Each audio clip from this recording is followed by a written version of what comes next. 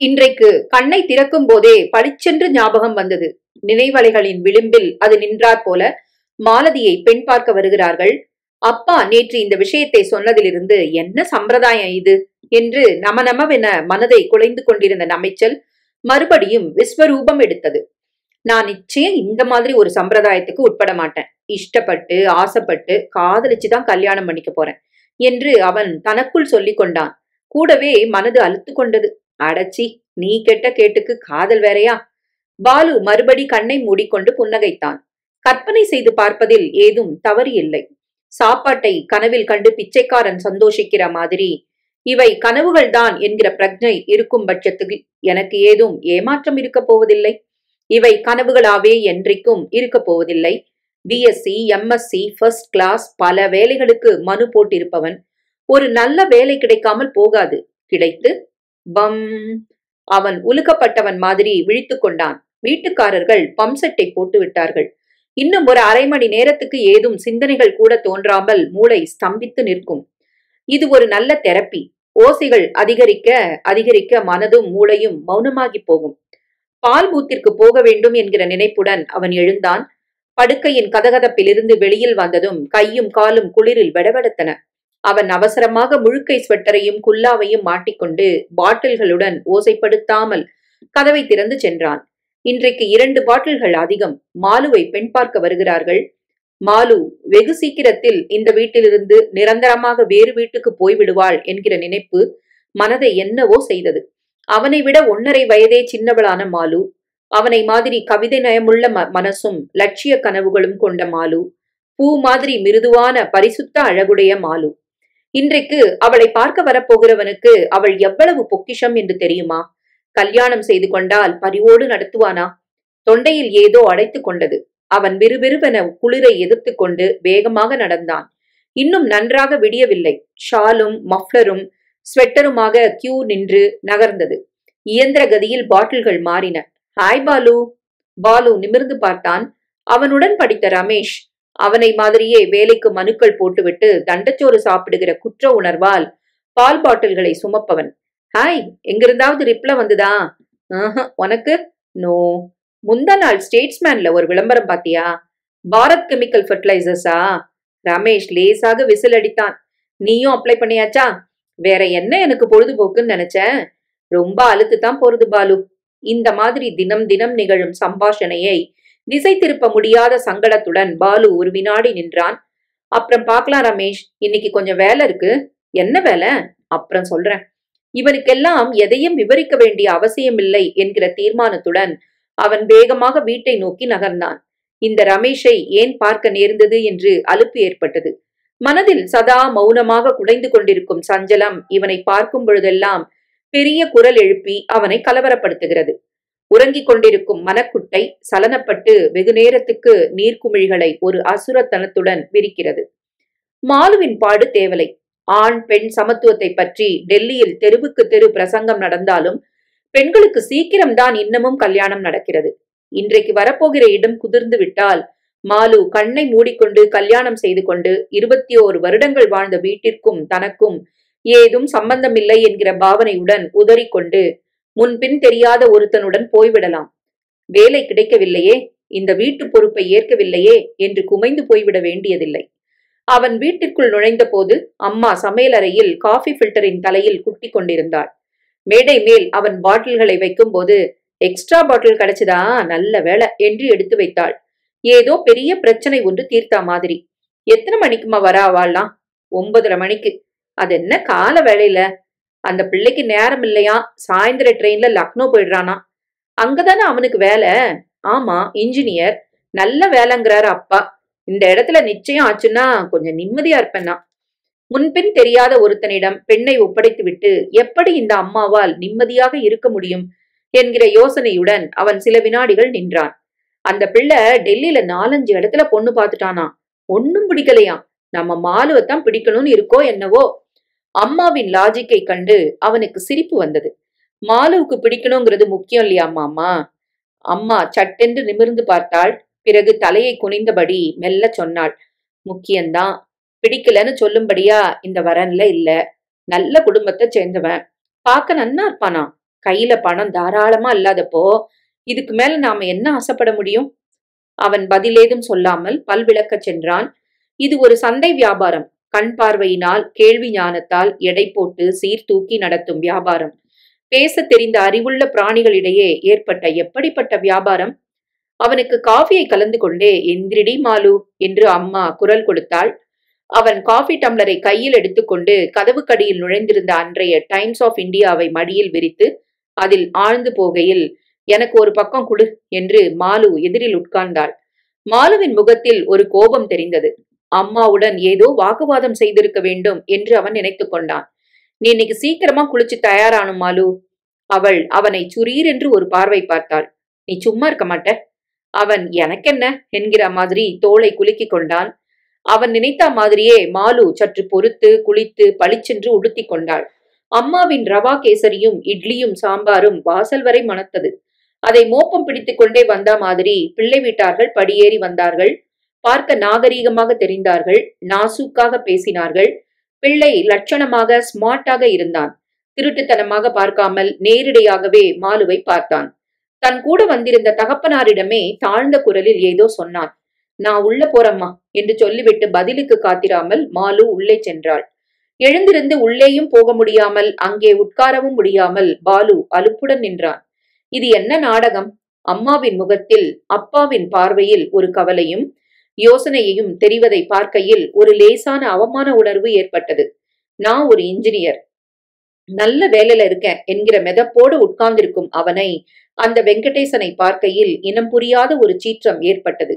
யோ, எங்க Malu MA university first, பிரெஞ்சுல diploma holder. இதை தவிர எத்தனையோ குவாலிபிகேஷன் உண்டு.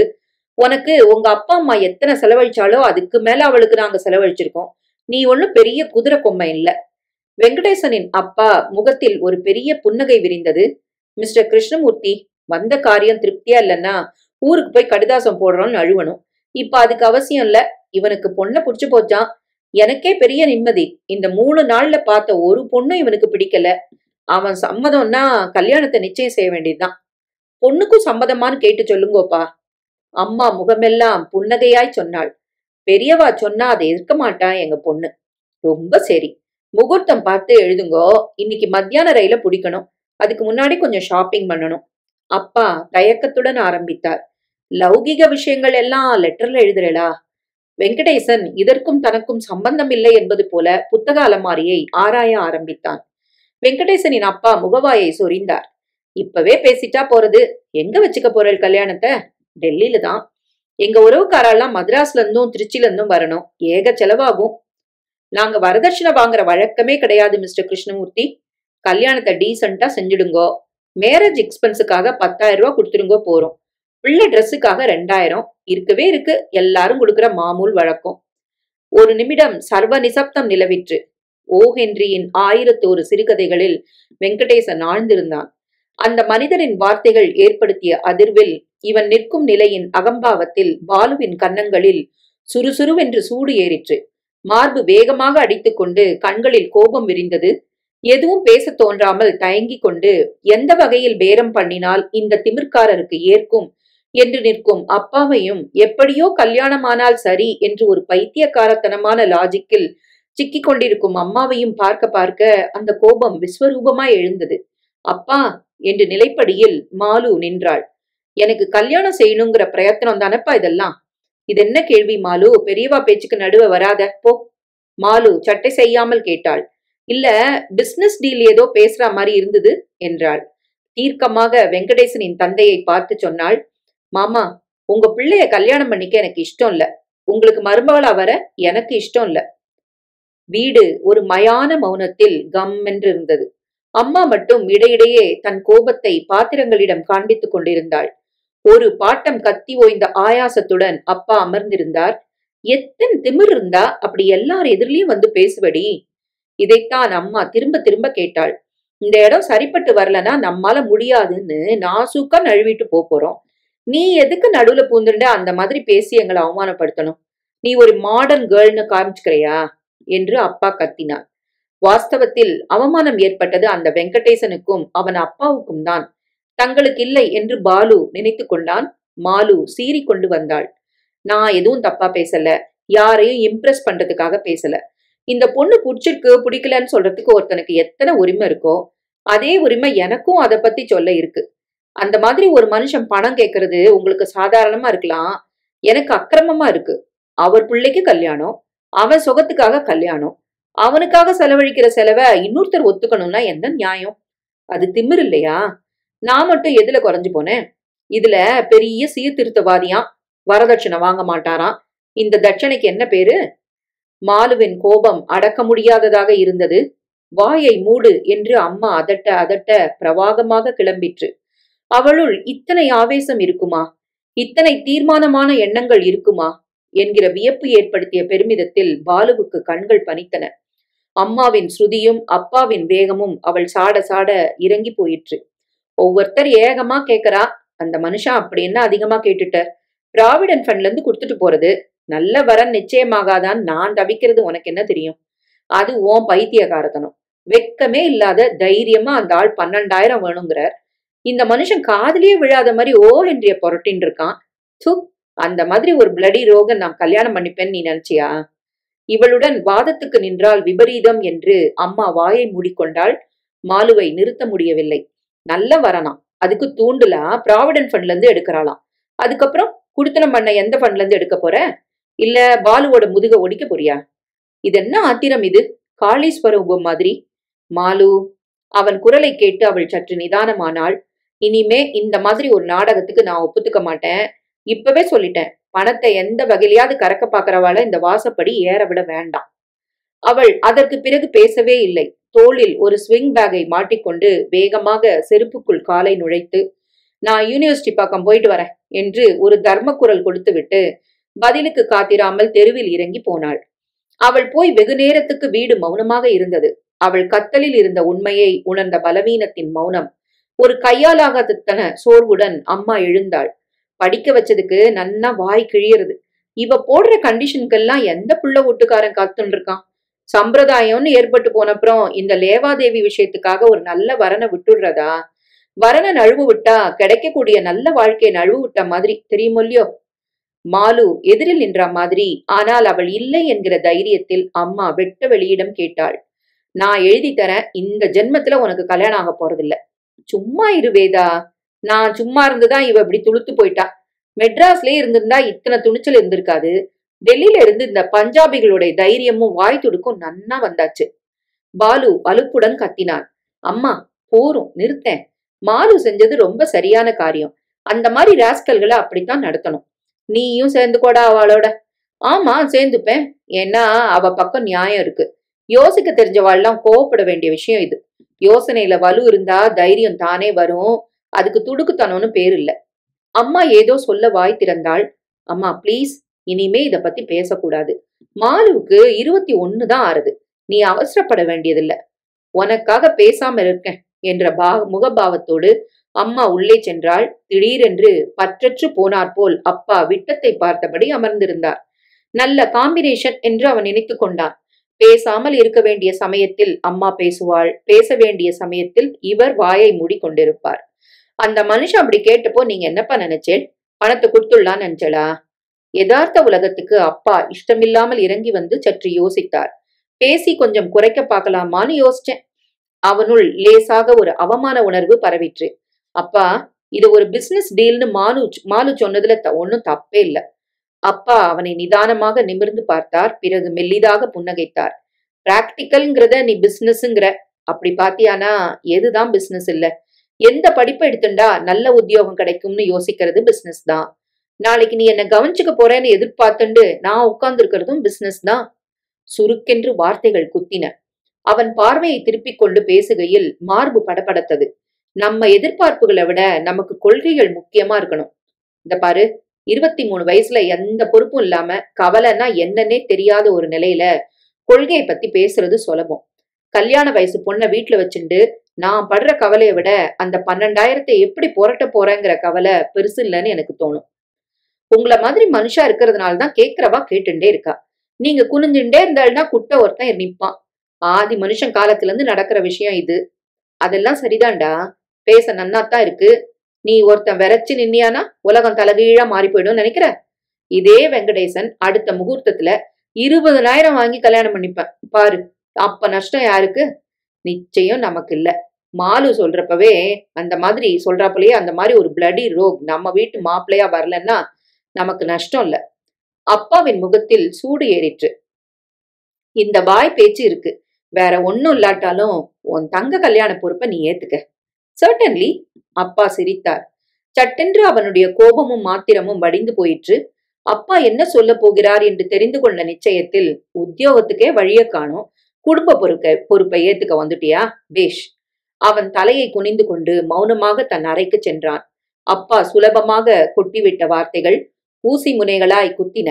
இந்த மாதிரி பேசுறதுனால அப்பாவுக்கு என்ன லாபம் இருக்க முடியும் என்று அவனுள் ஒரு சீற்றம் சுரீர் என்று எழுந்தது. அவனுக்கு ரோஷம் வர வேண்டும் என்கிற எண்ணமா? அது அளவுக்கு அதிகமாக இருப்பதுதான் அவனுடைய பலவீனம் என்று அவருக்கு தெரியாதா? வேலை இன்னும் கிடைக்காததற்கு அவன் காரணம் இல்லை என்று தெரியாதா? தனது ஏமாற்றத்தை இந்த மாதிரி வார்த்தைகளில் காண்பிப்பதை தவிர அவரால் என்ன செய்ய முடியும்? எம்எஸ்சி ஃபர்ஸ்ட் கிளாஸ் என்கிற சீட்டை பார்த்து எவன் வேலை கொடுக்கிறான்? அடுத்தவன் கையில் மந்திரியின் சிபாரிசு சீட்டு இருக்கும்போது எத்தனை இன்டர்வியூக்கு போயாயிற்று. முதல் முறை இன்டர்வியூக்கு கார்டு வந்த போது அதை பார்த்த மாத்திரத்திலேயே மனசு ஜிவ்வென்று இறக்கை கட்டி கொண்டு பறந்தது. வேலைக்கே ஆர்டர் கிடைத்த மாதிரி. பிறகுதான் மெல்ல மெல்ல உலக ஞானம் ஏற்பட்டது. ஆரம்ப ஏமாற்ற அனுபவங்களில் மனசு அதிர்ந்து விதிர்ந்து கோபப்பட்டு இப்பொழுது ஒரு கையாலாகத்தன விரக்தியோடு குடும்ப பெருப்பை ஏற்க வந்துட்டியா? பேஷ் என்கிற வார்த்தைகளின் கூர்மை கூட தாக்காத ஒரு ஜடத்தனத்தோடு இன்னும் எத்தனை காலம்?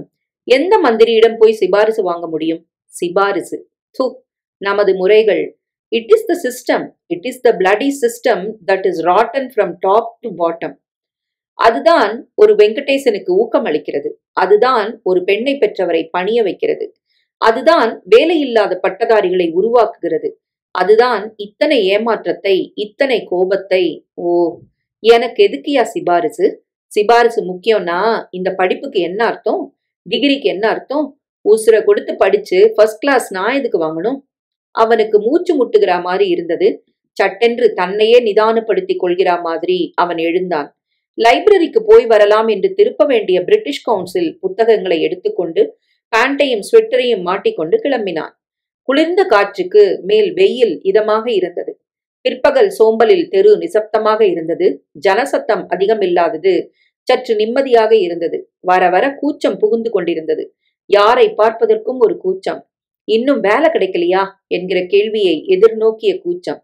பஸ் ஸ்டாப்புக்கும் பக்கத்தில் ஒரு சின்ன கடை இருந்தது. சிகரெட் பிஸ்கட் விற்கும் கடை. கடையில் உட்கார்ந்திருந்த சுரேஷ் தான் படிக்கும் புத்தகத்திலிருந்து தலையை நிமிர்த்தி அவனை பார்த்து புன்னகைத்தான். நமஸ்தே பாய் சாப்.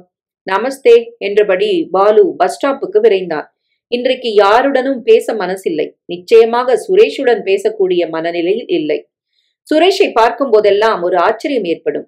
அவனுடைய உற்சாகத்தை கண்டு சற்று பொறாமையாக இருக்கும். ஒரு கால் ஊனம். அவனுடைய ஆஸ்தி இந்த கடை. வியாபாரம் செய்யாத நேரத்தில் எல்லாம் ஏதாவது புத்தகத்தை படித்துக் கொண்டிருப்பான். இந்த மார்ச்சில் BA பிரைவேட்டாக எழுத போகிறானாம். படிப்பு ரொம்ப முக்கியம் பாய் சாப் என்பான். இந்த சின்ன கடையில என்னால என்னைக்கும் உட்கார முடியாது. ஒரு டிகிரி இருந்தா தொழில்ல நஷ்டானாலும் எங்கேயாவது உத்தியோகம் கிடைக்கும். நம்ம வாழ்க்கை முறை அத்தனை சரளமானது இல்ல சுரேஷ். நீ இல்ல இந்த தேதிக்கு என்னை விட நல்ல ஸ்திதியில இருக்கிறவன்.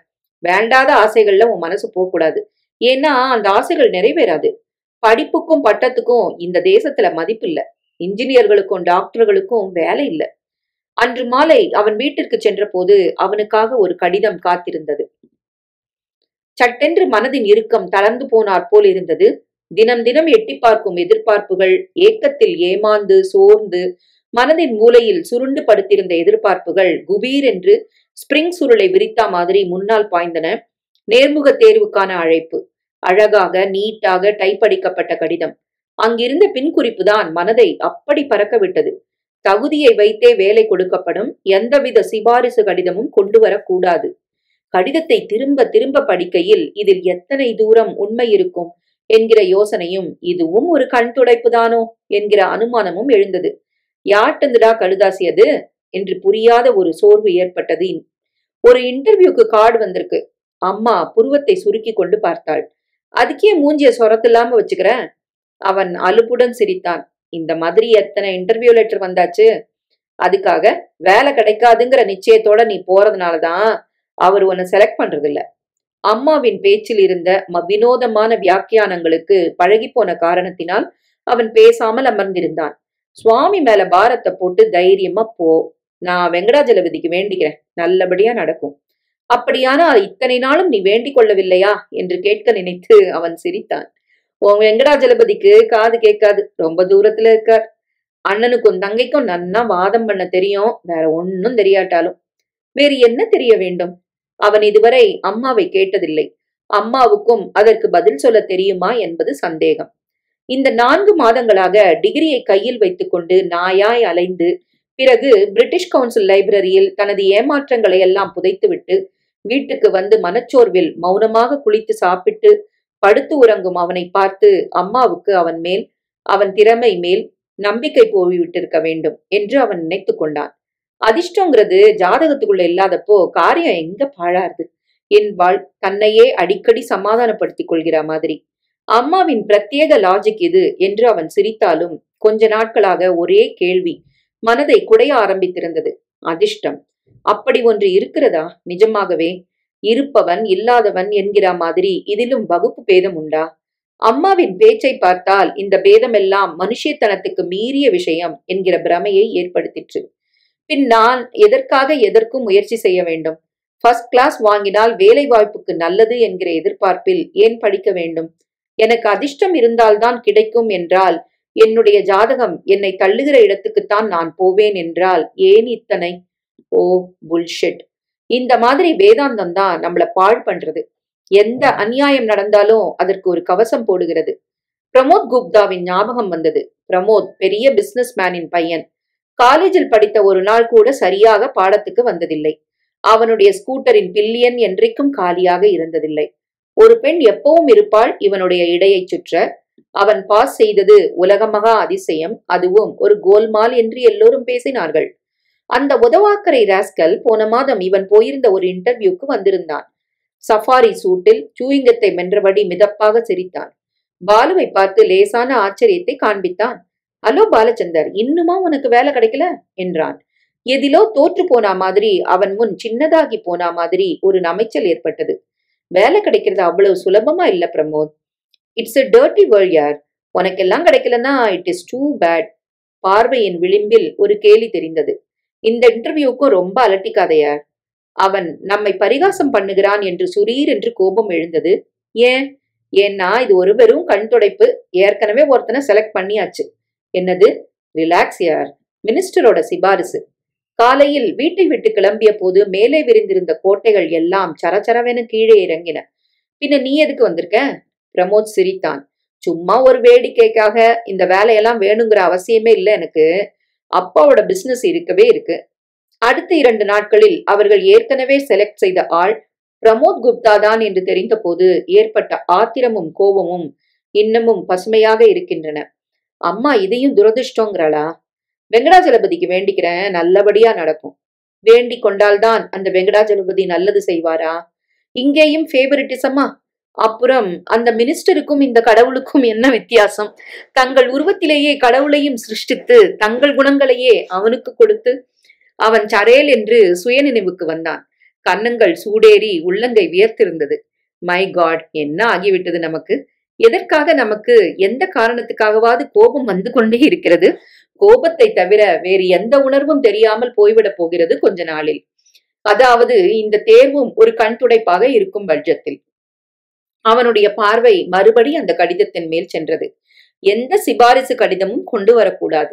இதில் எந்த ஏமாற்றமும் இல்லை என்றால் நமக்கு சான்ஸ் இருக்கலாம். அம்மாவை கொஞ்சம் எக்ஸ்ட்ராவாக வேண்டிக் கொள்ள சொல்ல வேண்டும் என்று நினைக்கையில் அவனுக்கு சிரிப்பு வந்தது. என்ன நீயே சிரிச்சுக்கிற? அவன் சுயநினைவுக்கு வந்தான். மாலு நின்றிருந்தாள், கையில் ஒரு சின்ன தட்டும் ஸ்பூனுமாய். என்ன அது கையில? அவள் உற்சாகமாக சிரித்தாள். ரவா கேசரி. அவள்லாம் வந்ததுல நமக்கு லாபம். நமக்காக அம்மா நல்ல நெய்யும் முந்திரி பருப்பும் போட்டு கேசரி பண்ணிருக்க மாட்டா. அவளுக்கு சிரிப்பு கொப்பளித்து கொண்டு வந்தது. குழந்தை மாதிரி சிரிக்கும் இவளுள் எத்தனை தீர்மானமான எண்ணங்கள் இருக்கின்றன என்கிற ஞாபகம் அவனுக்கு மறுபடி ஆச்சரியத்தை அளித்தது. அவளுடைய சிரிப்பு அவனையும் தொத்திக் கொண்டது. அம்மாவோட கோபம் என்னாச்சு? அவள் மறுபடி சிரித்தாள். அடங்கி போச்சு. பல் வரிசையாக வெளுப்பாக இருந்தது. ஜீன்ஸும் ஷர்ட்டும் அளவான உடம்புக்கு கச்சிதமாக இருந்தது. இந்த அழகும் அறிவும் நல்ல வேளை அந்த மடையனுக்கு அர்ப்பணமாகி விடவில்லை. நீ நல்ல சாட்டையடி கொடுத்த மாலு இன்னைக்கு. நீ சொல்லலன்னா நானே சொல்லியிருப்பேன். மாலுவின் முகத்தில் மறுபடி ஒரு குழந்தைத்தனமான சிரிப்பு வெடித்தது. சம்பவத்தின் ஞாபகத்தில். உங்க பிள்ளைய பண்ணிக்க எனக்கு இஷ்டம் இல்லைன்னு சொன்ன உடனே அவன் மூஞ்சி எப்படி போச்சு பாத்தியோ? He couldn't believe his ears. நம்மள ஒருத்தி வேண்டாங்கிறாளேன்ற ஆச்சரியம். நீ என்னதான் சொல்லு, உங்களுக்கெல்லாம் இந்த ராங்கித்தனம் ஜாஸ்தி. என்ன ராங்கித்தனம்? ஆம்பளைங்கிற ஈகோ. ஓ கமான், எல்லாரையும் பொதுப்படையா பேசாத. அது அவள் காதில் விழுந்தா மாதிரி தெரியவில்லை. முகத்தில் அந்த குழந்தைத்தனம் போய் ஒரு கடுமை தெரிந்தது. கண்களில் ஒரு தீவிரம் புகுந்திருந்தது. It is the system. I hate this system. அவன் மனசு ஒரு முறை குலுங்கிற்று. இவளுக்கும் தனக்கும் எப்படி ஒரே மாதிரி ஆத்திரம் ஏற்படுகிறது என்று வியப்பு ஏற்பட்டது. இந்த ஆத்திரம் பொதுவானதாகத்தான் இருக்க வேண்டும். இந்த யுகத்தின் ஆத்திரம் புதிய தர்மங்கள் ஜனிப்பதற்கு முன் ஏற்படும் பிரசவ வேதனைகள். அவன் சட்டென்று நிமிர்ந்து தன்னை சமாளித்துக் கொண்டு அவனை பார்த்து புன்னகைத்தாள். நாம வித்தியாசமா இருப்போம் பாலு, ஓகே? அவள் சத்தியம் வாங்குகிற மாதிரி கையை நீட்டினாள். சிவந்த உள்ளங்கை பட்டு மாதிரி பளபளத்தது. இத்தனை மென்மைக்குள் எத்தனை தீவிரம் என்று நினைத்தபடி அவன் ஓகே என்று புன்னகைத்தான். அவளை உற்சாகப்படுத்தும் எண்ணத்தில். எனக்கு இன்டர்வியூக்கு கார்டு வந்திருக்கு மாலு என்றான். அவள் சந்தோஷத்துடன் கண்களை அகல விரித்தாள். குட். எப்போ? நாளன்னைக்கு. ஆனா வேலை கிடைக்கட்டும் என்ன நிச்சயம்? நீ ஒரு போர். கிடைக்காம போனாதான் என்ன, உலகம் அஸ்தமிச்சு போயிடுமா? எப்பவுமே கிடைக்காம எப்படி போகும்? இந்த தடவை கிடைக்கும் பாரு. இன்டர்வியூ போர்டுல எவனாவது முட்டாள் இல்லாம இருக்க மாட்டான் உன்னை செலக்ட் பண்ண. அவன் புன்னகைத்தான். எனக்கு வேலை கிடைக்கணுங்கிறது ரொம்ப அவசியமான விஷயம் மாலு.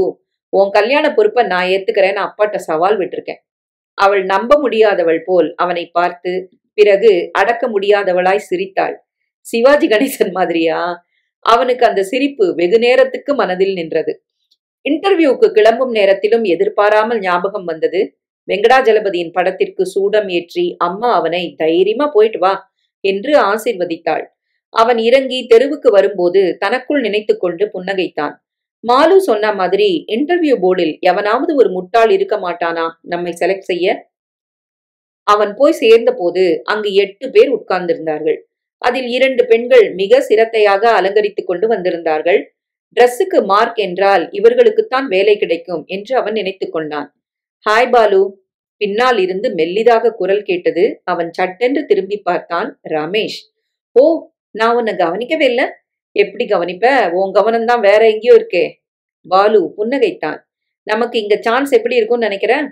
ரமேஷ் உதட்டை பிதுக்கி விரல்களை குறுக்காக வைத்து காண்பித்தான். குரலை தாழ்த்தி கொண்டான். இங்க 2 பேர் மினிஸ்டர் சிபாரிசு, 2 பேர் MP சிபாரிசு. நீ? வெங்கடாஜலபதி. யார் அது? திருப்பதியில இருக்காரு, தெரியாது? ரமேஷ் சிரித்தான். நான் லோக்கல் ஆளத்தான் பிடிச்சேன். சரோஜினி நகர் பிள்ளையார். தங்கள் ஜோக்கை தாங்களே ரசித்துக் கொண்டு சிரிக்கையில் சிரிப்பின் விளிம்பில் சந்தேகம் நின்றது. இங்கேயும் சிபாரிசுதானா? இருவரும் பிறகு எதுவும் பேசாமல் தங்கள் சந்தேகங்களில் சந்தேகம் விளைவித்த கவலையில் மூழ்கி போய் உட்கார்ந்திருந்தார்கள். உள்ளே சென்று வெளியே வருகிறவர்களை எந்தவித பிரத்யேக உணர்ச்சியும் ஏற்படாத பார்வை பார்த்தார்கள். இந்த டிகிரியை எவனும் மதிக்காத போது நான் மட்டும் ஏன் மதிக்க வேண்டும்? என் தேசத்தின் முன்னேற்றத்திற்காக, அதன் வளர்ச்சிக்காக என் படிப்பை, அறிவை அர்ப்பணிக்க விரும்புகிறேன் என்கிற லட்சிய பிதற்றல்கள் எல்லாம் எனக்கு எதற்கு? எனக்கு நிலையான வருமானம் அவசியம். அது சிகரெட் விற்று கிடைத்தால் என்ன, அறிவை விற்று கிடைத்தால் என்ன? What is wrong in that? Damn it. Mister Balachandar. அவன் திடுக்கிட்டு சுயநினைவுக்கு வந்தான். எழுந்து கோட்டையும் டையையும் சரி செய்து கொண்டான். பெஸ்ட் ஆஃப் லக் என்று ரமேஷ் கிசுகிசுத்தான். தேங்க்யூ. மார்பு வெகு வேகமாக படபடத்தது. ஒரு பெரிய வட்ட மேஜையின் பாதி வட்டம் மறைத்தபடி 4 பேர் உட்கார்ந்திருந்தார்கள். Good morning sir. Good morning. உட்காருங்க மிஸ்டர் பாலச்சந்தர். 8 கண்களின் ஊடுருவலில் அவன் உணர்ச்சிகளின் விளிம்பில் அமர்ந்தான். பட்டம் கிடைச்சு 4 மாசமா என்ன பண்ணீங்க பாலச்சந்தர்? வேலைக்காக அலைஞ்சிட்டு இருந்தேன். பிரெஞ்சு படிச்சேன். தட்டெழுத்து சுருக்கெழுத்து கத்துக்கிட்டேன். பொழுத வீணாக்க கூடாதுன்ற எண்ணம் மாத்திரம் இல்ல, வேலை கிடைக்கலன்ற ஏமாற்றத்தை மறைக்க. வேலை ஏன் கிடைக்கல? கிண்டலா என்று அவனுக்கு ஆத்திரம் வந்தது. இவர்கள் என்ன வேணுமானாலும் நினைத்து கொள்ளட்டும் என்கிற வைராகியத்துடன் அவன் புன்னகைத்தான். நிச்சயம் என் திறமை குறைவுனால இல்ல, என்கிட்ட மினிஸ்டர்களின் சிபாரிசு கடிதம் இல்லாததுதான் குறை. மிக லேசாக புன்னகை கீற்று ஒன்று எதிர்த்த முகங்களில் தோன்றி மறைந்தது. இன்டர்வியூ நடத்தும் ஸ்தாபனங்களை பத்தி ரொம்ப மோசமான அபிப்பிராயம் வச்சிருக்கிறீங்களே மிஸ்டர் பாலச்சந்தர். Highly objectionable. 10ஓடு 11 அத்தோடு இதுவும் ஒன்று என்று தனக்குள் எண்ணியபடி அவன் சொன்னான். ஒரு அபிப்பிராயமும் இல்ல, இது உண்மை. இதுவரைக்கும் நான் போன தேர்வுகள் எல்லாம் அப்படித்தான் இருந்தன. நீங்க நடத்துற தேர்வு வித்தியாசமா இருக்குங்கிற தெம்புல தான் இங்க வந்திருக்கேன். முகத்தை பார்த்தா தெம்பா தெரியல. You are nervous? No, I am not. Good. தன்னம்பிக்கைங்கிறது ரொம்ப அவசியமான குணம். நீங்க தமிழ்நாட்டை சேர்ந்தவரா? ஆமா. அதாவது என்னுடைய பெற்றோர்கள், முன்னோர்கள். நீங்க? நான் டெல்லியில பிறந்து வளர்ந்தவன். ஹிந்தி என் செகண்ட் லாங்குவேஜ். தமிழ் என் தாய் பாஷைனால தமிழ் பேசுறேன். மற்றபடி எந்த மாநிலத்தோடும் என்னை இணைச்சிக்க எனக்கு தோன்றது இல்ல. இந்தியன் அப்படிங்கிற எண்ணத்தை தவிர வேற விதமா என்ன நான் நினைச்சுக்கிறது இல்ல. அவன் உதட்டை கடித்து கொண்டான். எதிரில் இருந்தவர்களின் முகத்தில் எந்தவித பாவமும் தெரியவில்லை. உளறினோம் என்று அவன் அவசரமாக நினைத்து கொண்டான். சினிமா வசனம் பேசுகிறான் என்று நினைத்து கொண்டிருக்க போகிறார்கள், தங்களை இம்ப்ரெஸ் செய்வதற்காக. நீங்க உங்களை தமிழர்னு தனிப்பட்ட முறையில நினைச்சுக்கலனாலும் பரவாயில்ல, தமிழை பத்தின பொதுவான அறிவை எதிர்பார்க்கலாம் இல்லையா? ஒரு தமிழ் இலக்கியவாதியின் பேரை சொல்ல முடியுமா?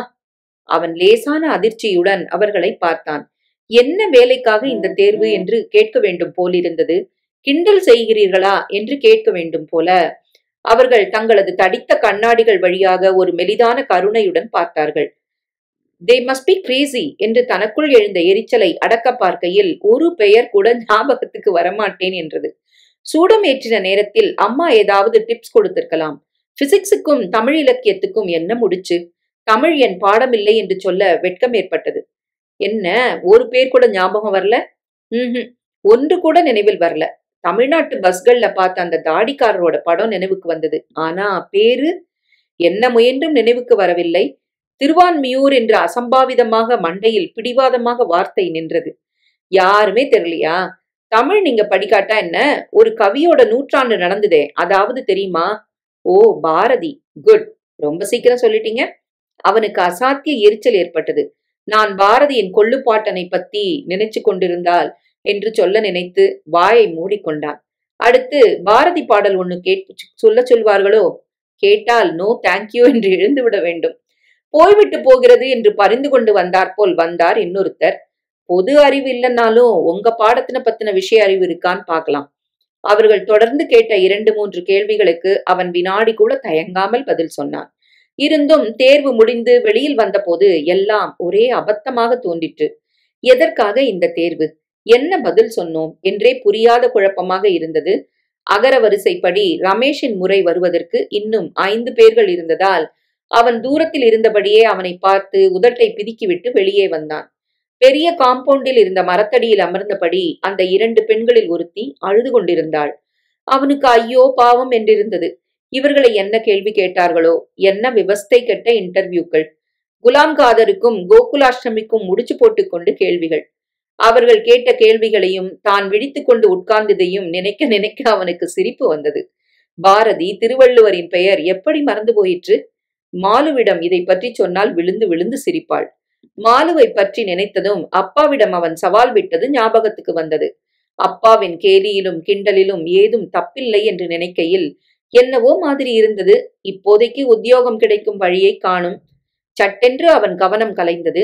ஷாஜகான் ரோட்டில் நீளச் சென்ற ஒரு ஸ்கூட்டரில் பில்லியனில் ஒரு ஆணுக்கு பின்னால் மாலு சென்று கொண்டிருந்தாள். மயிர்கற்றைகள் காற்றில் பறக்க, வரிசைப்பல் புன்னகையில் மின்ன, சிட்டுக்குருவிகள் தத்தி தத்தி வந்தன. அங்கும் அங்கும் சுறுசுறுப்பாக பார்த்தன. யாரும் தம்மை பார்க்கவில்லை என்கிற கணிப்பில் தரையில் கிடந்த அரிசி மணிகளை லாகவமாக அலகுகளில் ஏற்றி கொண்டன. குறிப்பிட்ட சிந்தனை ஏதுமில்லாமல் அவைகளையே பார்த்து கொண்டு நின்றிருந்த பாலு தன்னை அறியாமல் ரொட்டி டப்பாவை திறந்து ஒரு ரொட்டி துண்டை சின்ன சின்ன துண்டுகளாக செய்து வராண்டாவில் போட்டான்.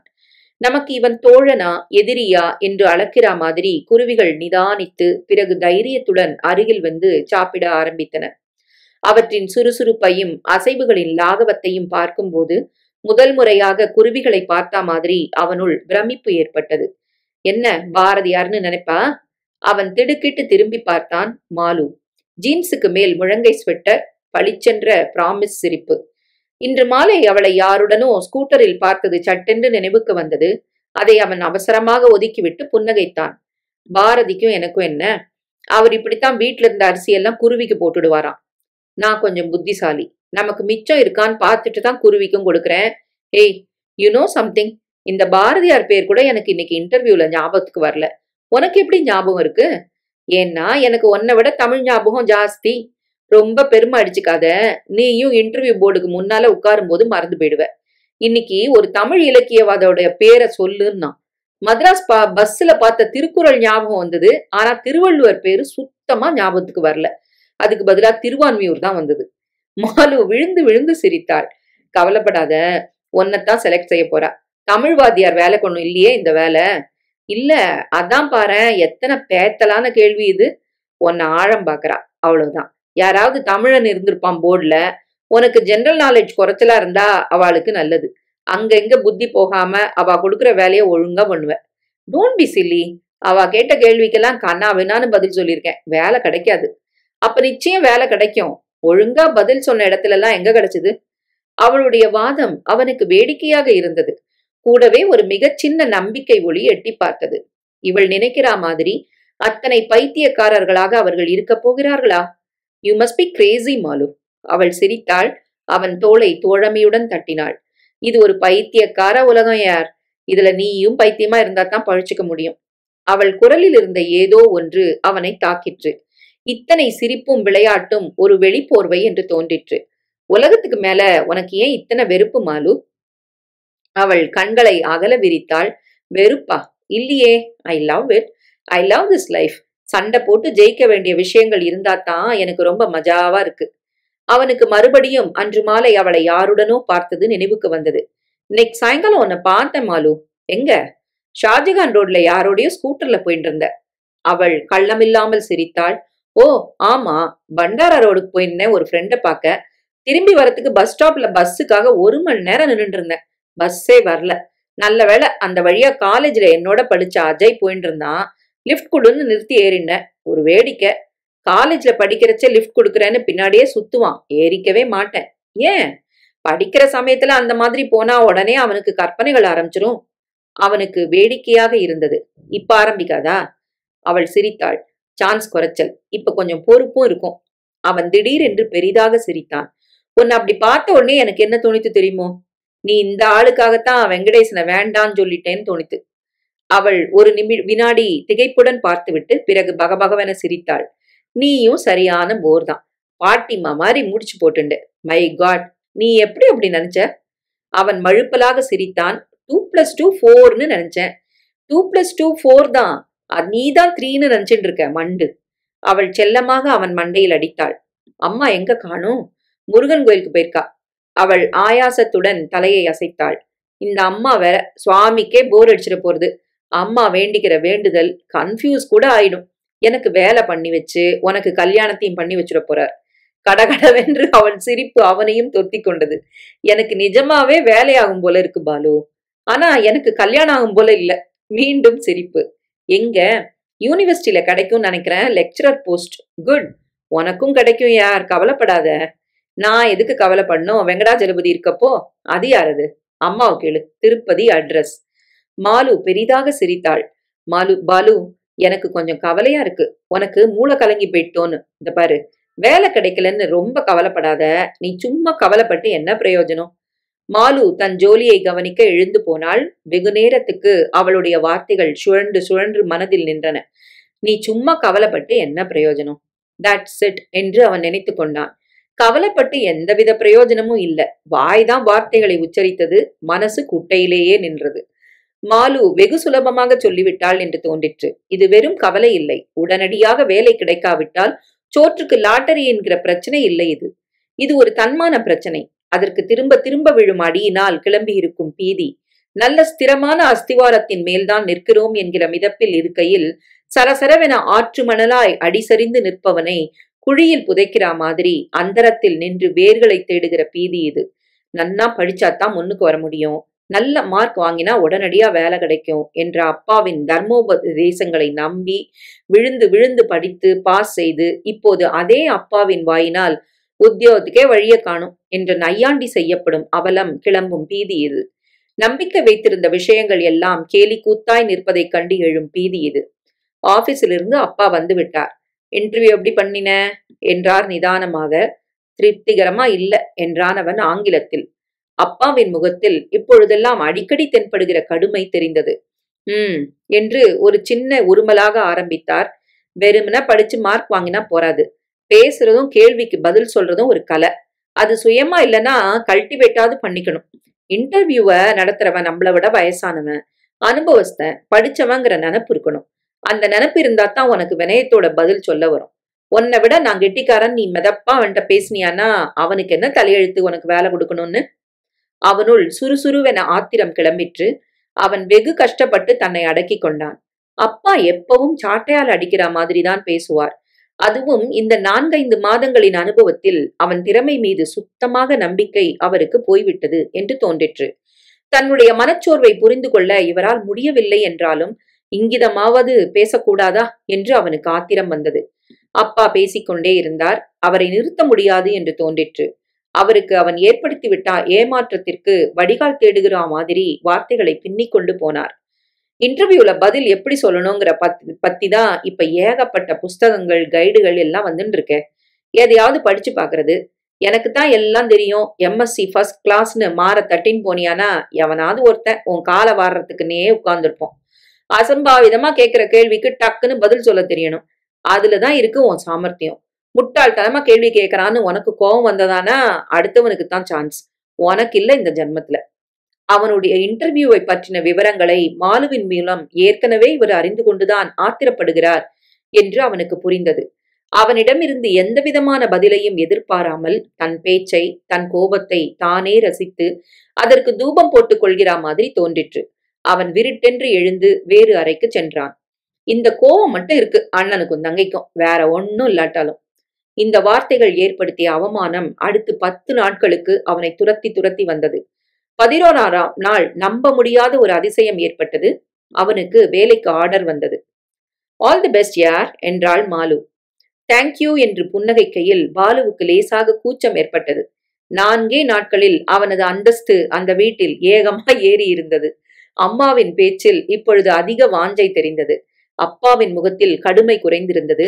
அவருடைய உம்மில் ஒரு திருப்தி தொனித்தது. அவனுக்கு இன்னும் நம்ப முடியவில்லை. அவனுக்கு திருப்தியே அளிக்காத இன்டர்வியூ. அந்த போர்டில் யாரை திருப்தி செய்திருக்கும்? போர்டில் யாராவது முட்டாள் இருப்பான் அவனை செலக்ட் பண்ண. யார் அந்த முட்டாள்? அவனுக்கு லெட்டர் வந்த அன்று மாலு சின்ன குழந்தையைப் போல் குஷியுடன் ஆர்ப்பரித்தாள். நான் என்ன சொன்னேன் யார்? யாராவது முட்டாள் இருப்பான் உன்னை பொறுக்கன்னு சொன்னேனா இல்லையா? மாலுவின் பேச்சை ரொம்ப சீரியஸாக எடுத்துக்கொண்டு அம்மா சண்டைக்கு வந்தாள். அழகார்கடி உன் பரிகாசம். அவனுக்கு தகுதி இல்லாம அவ செலக்ட் பண்ணுவாளா? இத்தனை நாள் ஏதோ போராத காலம் கிடைக்கல. அதெல்லாம் இல்ல, நீ மனு போட்டது இந்த தடவை தான் வெங்கடாஜலபதிக்கு போய் சேர்ந்திருக்கு. இதுக்கு முந்தி நீ அனுப்பிச்சதெல்லாம் போஸ்ட்ல தவறி இருக்கு. அசடு வழியாதடி மாலு. அந்த இன்டர்வியூவை பத்தி நினைக்கும் போதெல்லாம் அவனுக்கு அசடு வழிந்தது. அவன் தேர்ந்தெடுக்கப்பட்டது ஒரு ஃப்ளூக் என்றுதான் உள்மனதில் தோன்றிக் கொண்டிருந்தது. இல்லை, மாலு சொன்ன மாதிரி வெங்கடாஜலபதிக்கே அம்மாவின் வேண்டுதல் போர் அடித்து அவனை மேலே இழுத்து விட்டாரா? இத்தனை நாள் ஏதோ போராத காலம், இனிமே நல்ல காலமா இருக்க போறதா? அம்மாவின் விசித்திரமான லாஜிக்கை நம்பலாமா? அம்மா அப்பாவின் பார்வையில் தெரிந்த திடீர் வித்தியாசத்தை கண்டு மெல்ல மெல்ல அவனுக்குள்ளாக சற்று தெம்பு ஏற்பட்டது. தகுதியில்லாதவனை தேர்ந்தெடுக்கும்படியாக அங்கிருந்த போர்டில் யாருக்கும் ஏதும் நிர்பந்தம் இருக்கவில்லை. அவர்களில் யாரும் அவனுக்கு அப்பனோ பாட்டனோ இல்லை. அவனுடைய பாட சம்பந்தமான கேள்விகளுக்கு நன்றாக பதில் சொன்னதுதான் அவர்களை கவர்ந்திருக்க வேண்டும். கடிதம் வந்து 2 நாள் கழித்து அவன் ரமேஷை தேடிக்கொண்டு போனான். ரமேஷ் பையை தூக்கி கொண்டு எங்கோ கிளம்பி கொண்டிருந்தான். மார்க்கெட்டுக்கு கிளம்பின்றிருக்கேன், வரியா என்றான். வரேன். அன்றைக்கு இன்டர்வியூவில் சந்தித்த பிறகு இவனை பார்க்கவே இல்லை என்று பாலுவுக்கு நினைவு வந்தது. அன்னைக்கு இன்டர்வியூ எப்படி பண்ண ரமேஷ்? மகா மோசம். ரிக்ரெட் கார்டு கூட வந்தாச்சு. வேணும்னே ஏடா கூடமா ஏதாவது கேள்வி கேட்கிறாங்க. அயோக்கிய ராஸ்கல்ஸ். சிபாரிசு தேவையில்லைன்னு சொல்லிண்டே தங்களுக்கு வேணுங்கிற ஆளைத்தான் பொறுக்கிறாங்கன்னு நினைக்கிறேன். ஸ்கவுண்ட்ரல்ஸ். உனக்கு ரிக்ரெட் கார்டு வந்தாச்சா? பாலுவுக்கு சங்கடமாக இருந்தது. உனக்கு கிடைக்காதது எனக்கு கிடைச்சிருக்கு என்று சொல்ல கூச்சமாக இருந்தது. அவன் தெருவில் நடக்கும் ஜனங்களை பார்க்கிற மாதிரி பார்வையை திருப்பிக் கொண்டு, இல்ல ரமேஷ், எனக்கு வேலைக்கு ஆர்டர் வந்திருக்கு. ரமேஷ் சட்டென்று நின்று அவனை நிமிர்ந்து பார்த்தான். அந்த பார்வையிலே திரையிட்ட பாவங்களை பார்க்க தெம்பில்லாமல் பாலு தலையை குனிந்தபடி நடையை தொடர்ந்தான். ரியலி என்றான் ரமேஷ் தன்னை சமாளித்துக் கொண்டு. கங்க்ராச்சுலேஷன்ஸ் யார். ஏன் முதல்ல சொல்லல? உனக்கும் கிடைச்சிருந்தா சந்தோஷமா இருந்திருக்கும் ரமேஷ். அதுக்கு என்ன செய்ய முடியும்? இது இல்லைன்னா இன்னொரு இடம் இருக்கவே இருக்கு. அப்போ அவனுங்க சொன்னது உண்மைதான் போல இருக்கு. சிபாரிசு இல்லாம உனக்கு வேலை கிடைச்சிட்டுங்கிற விஷயம் கொஞ்சம் மனசுக்கு தெம்பா இருக்கு. இல்ல உனக்கு எவனையா தெரியுமாங்க? யாரையும் தெரியாது யார். எனக்கு ஆர்டர் வந்திருக்கிறத பார்த்து எனக்கே நம்ப முடியல. இன்டர்வியூ எனக்கு திருப்தி அளிக்கல. சில சமயங்கள்ல அதிர்ஷ்டமும் வேணும்னு நினைக்கிறேன். That's it. அதற்கு பிறகு ரமேஷ் கலகலப்பாக பேசவில்லை. அவனுடைய வருத்தமும் ஏமாற்றமும் ரொம்ப நியாயமானது என்று பாலு நினைத்து கொண்டான். ரமேஷின் வருத்தம் தன் மனதில் பாரமாய் அமர்ந்து போன மாதிரி பிரேமை ஏற்பட்டது. வருத்தப்படாத ரமேஷ் என்றான் வீட்டுக்கு கிளம்புற சமயத்தில். உனக்கு இதை விட நல்ல வேலை கிடைக்கும். ரமேஷ் முகத்தை வேறு பக்கம் திருப்பிக் கொண்டான். பக்கவாட்டில் தெரிந்த அவன் விழியோரம் ஈரப்பசையுடன் பளபளத்தது. பாலு அவன் தோளில் கையை ஆதரவுடன் வைத்தான். சேரப் ரமேஷ், உன்னுடைய மனக்கஷ்டம் எனக்கு நன்னா புரியறது.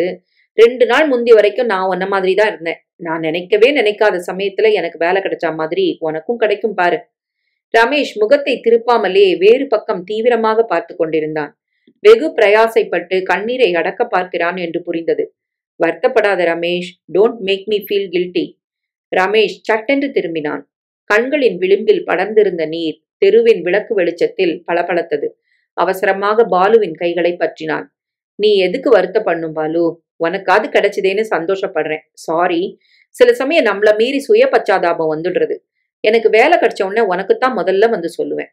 பாலு சிநேகிதத்துடன் அவன் கையை அழுத்தினான். Wish you all the best Ramesh. நான் கிளம்புறேன். லோக்கல் ஆளை விட இந்த திருப்பதிக்காரருக்கு ஜாஸ்தி செல்வாக்கு இருக்கும் போல இருக்கு. நானும் அவரையே பிடிக்கட்டுமா? ஒரு வினாடி புரியாமல் விழித்து பிறகு பாலு பெரிதாக புன்னகைத்தான். பிடியேன். வீட்டுக்கு திரும்பி செல்கையில் ரமேஷின் ஈரம் பளபளத்த விழிகளும் கடைசியில் அவன் சொன்ன வார்த்தைகளும் மனதில் சுழண்டு சுழண்டு வந்தன. வெகு விரைவில் நமது இளைய சமுதாயம் ஒரு நியூராட்டிக் சமுதாயமாக போய்விடப் போகிறது என்று அவன் தனக்குள் சொல்லிக் கொண்டான். இன்றைய கோபம் நாளைய வெறுப்பாய் மாறிவிடப் போகிறது. இன்றைக்கு அடிக்கப்படும் ஜோக் நாளைக்கு பைத்தியக்கார புலம்பலாக போகப் போகிறது. It's going to be a nation of neurotics. அன்றைக்கும் அதற்கடுத்த நாளும் அவனால் யாருடனும் கலகலப்பாக பேச முடியவில்லை. ரமேஷை எப்போது பார்க்க நேரிட்டாலும் அவனுடைய டிப்ரெஷன் தன்னையும் வந்து ஒட்டி கொண்டு விடுவது எதனால் என்று புரியவில்லை. ரமேஷுடன் பழக ஆரம்பித்ததிலிருந்து அவனிடம் ஏற்பட்டிருக்கும் அனுதாபம்தான் காரணமாக இருக்க வேண்டும் என்று தோன்றிற்று. ரமேஷுக்கு அடுத்து 6 குழந்தைகள். அப்பா ஒரு செக்ஷன் ஆபீசர். அம்மாவுக்கு எப்போதும் ஏதேனும் வியாதி. குளிர் வந்துவிட்டால் ருமேட்டிக் ஆர்த்ரைட்டிஸ், ஆஸ்மா என்று படுத்து விடுவாள். வெயில் காலம் என்றால் பிளட் பிரஷர், தலை சுற்றல் என்று படுக்கை. பாதி நாள் ரமேஷ் சமையல் வேலையை பார்ப்பான். பெண் குழந்தை மாதிரி எல்லா வேலையும் முடித்துவிட்டு பாலுவுடன் மாலை வேளையில் நடக்கப் போகையில் அடக்கி வைத்திருந்த கசப்பையெல்லாம் உமிழ்கிற மாதிரி சொல்வான். எங்க அம்மாவுக்கு உடம்புல ஒன்னும் வியாதி இல்ல, மனசுலதான். 7 குழந்தைகளை பெத்துட்டமேனு கில்ட்டி காம்ப்ளெக்ஸ். ஒரு வேடிக்கை பாலு. 50 வருஷத்துக்கு முந்தி இந்த சாமி விதிங்கிற வார்த்தைகள்லாம் ஜனங்களுக்கு ரொம்ப சௌரியமா இருந்தது. எது நடந்தாலும் பொறுப்பு அந்த வார்த்தைகள்ல அடக்கம் பண்ணிட முடியும். இப்ப முடியாதனால இந்த ஆர்த்ரைட்டிஸும் பிளட் பிரஷரும். அவனுடைய வார்த்தைகளில் காருண்யமே இல்லாத மாதிரி பாலுவுக்கு தோன்றும். ஏய், அப்படிலாம் சொல்லாத ரமேஷ் என்பான். ரமேஷ் தோளை குலுக்கியபடி சிரிப்பான். இதெல்லாம் உனக்கு புரியாது பாலு. தினம் தினம் இதெல்லாம் அனுபவிக்கிறவனுக்கு தான் புரியும். சாப்பாட்டுக்கு போறாம பசியில செத்துன்னு இருக்கிற தம்பி தங்கைகள், கையாலாகத்தனத்தோட உட்கார்ந்து இருக்கிற அப்பாவும் அம்மாவும், இதுக்கு நடுவுல நான். இந்த மாதிரி ஒரு சூழல்ல இருக்கிற ஒவ்வொரு பிரகிருதியையும் எப்படிலாம் ஆட்டி வைக்கும், வேஷம் போட வைக்கும்னு அதுலயே இருக்கிறவனுக்கு தான் புரியும். என்னை விட இந்த ரமேஷுக்குத்தான் உடனடியாக வேலை தேவை என்கிற குற்ற உணர்வு ஒரே ஒரு கேள்வியை விடாமல் கேட்டது. எப்பொழுது கிடைக்கும்? எப்பொழுது இவனுடைய டிப்ரெஷன் விலகும்? இப்பொழுது அப்பாவுடைய மாலுடைய ஆல் தி பெஸ்டை ஆரோகணித்துக் கொண்டு பகவான் அனுகிரகம் பரிபூரணமா இருக்கட்டும் என்கிற அம்மாவின் அசரீரி வார்த்தைகளை ஏந்தி கொண்டு புதிய வேலையில் சேர பஸ் ஏறும்போது திடீரென்று ரமேஷின் ஞாபகம் வந்து சற்று தடுமாற வைத்தது. அவனுக்கு வேலை கிடைக்கிற வரை தனக்குள் ஒரு நமைச்சல் இருக்கும் என்று நினைத்தபடி அவன் தனது புதிய அலுவலகத்துக்குள் நுழைந்தான். அன்று மாலை வேலை முடிகிற சமயத்தில் அவனை ஜெனரல் மேனேஜர் கூப்பிட்டு அனுப்பினார். அவன் போன போது அவரும் இன்னொருவரும் டீ அருந்தி கொண்டிருந்தார்கள். அன்றைக்கு அவர் இன்டர்வியூ போர்டில் இருந்தவர் என்று அவனுக்கு ஞாபகம் வந்தது.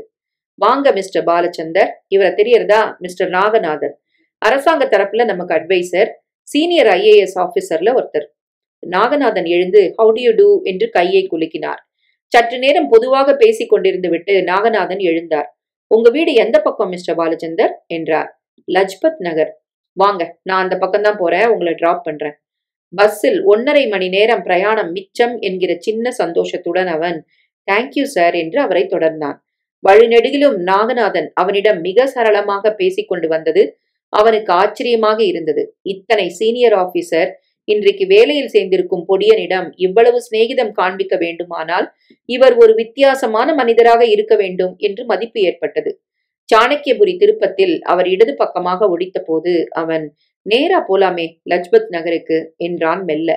தெரியும், உங்களை இப்போ என் வீட்டுக்கு அழைச்சிட்டு போறேன், காஃபி சாப்பிட்டு போலாம். எதுக்கு சிரமப்படுத்திக்கிறீங்க என்று கூச்சத்துடன் தடுமாறியபடி அவன் முணுமுணுத்தான். காரிலிருந்து இறங்கியதும் முதலில் கண்ணிற்கு பட்டது பச்சை பசேல் என்ற புல்வெளியும் அதை சுற்றியிருந்த மிக நேர்த்தியான தோட்டமும். அதற்கு பிறகு கண்ணில் பட்டதும் பார்வையிலேயே நின்றது. மீட் மை டாட்டர் சித்ரா என்று நாகநாதன் அறிமுகப்படுத்திய பெண். மஞ்சளும் சிவப்புமாக நின்ற கிளாடியோக்களும் டாலியாக்களும் அவற்றுடன் நிற்கும் இந்த சித்ராவும் சில வினாடிகள் நாவையும் பார்வையையும் கட்டி போட்டன. தோளுக்கு கீழ் அடர்த்தியாக கருப்பாக சில்க் மாதிரி இறங்கியிருந்த மயிரை தலையசைவினால் பின்புறம் தள்ளி லேசாக புன்னகைத்து அவள் ஹலோ என்றாள். உங்களுக்கு குளிருதா? தோட்டத்துல உட்காரலாமா இல்ல உள்ள போலாமா? ஆங்கிலத்தில் கான்வென்ட் வாடை தெரிந்தது. தோட்டத்திலேயே உட்காரலாம் என்றான் அவன் அதிகம் யோசிக்காமல். இருங்க, நாக்காரிகள் கொண்டு வரேன் என்று அவள் நகர்ந்தாள்.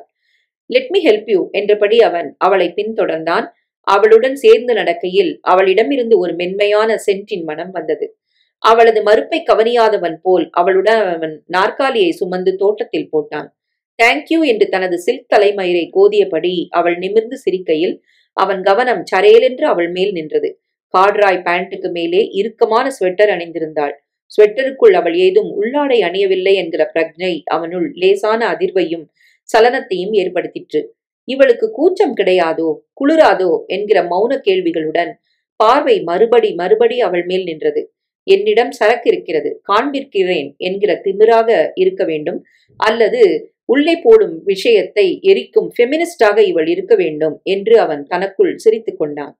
அவள் எப்படி ட்ரெஸ் செய்து கொண்டால் என்ன, காரணத்துக்காக செய்து கொண்டால் என்ன, காரணத்துக்காக செய்து கொண்டால் நமக்கென்ன என்று திடீரென்று அவன் நினைத்து கொண்டான்.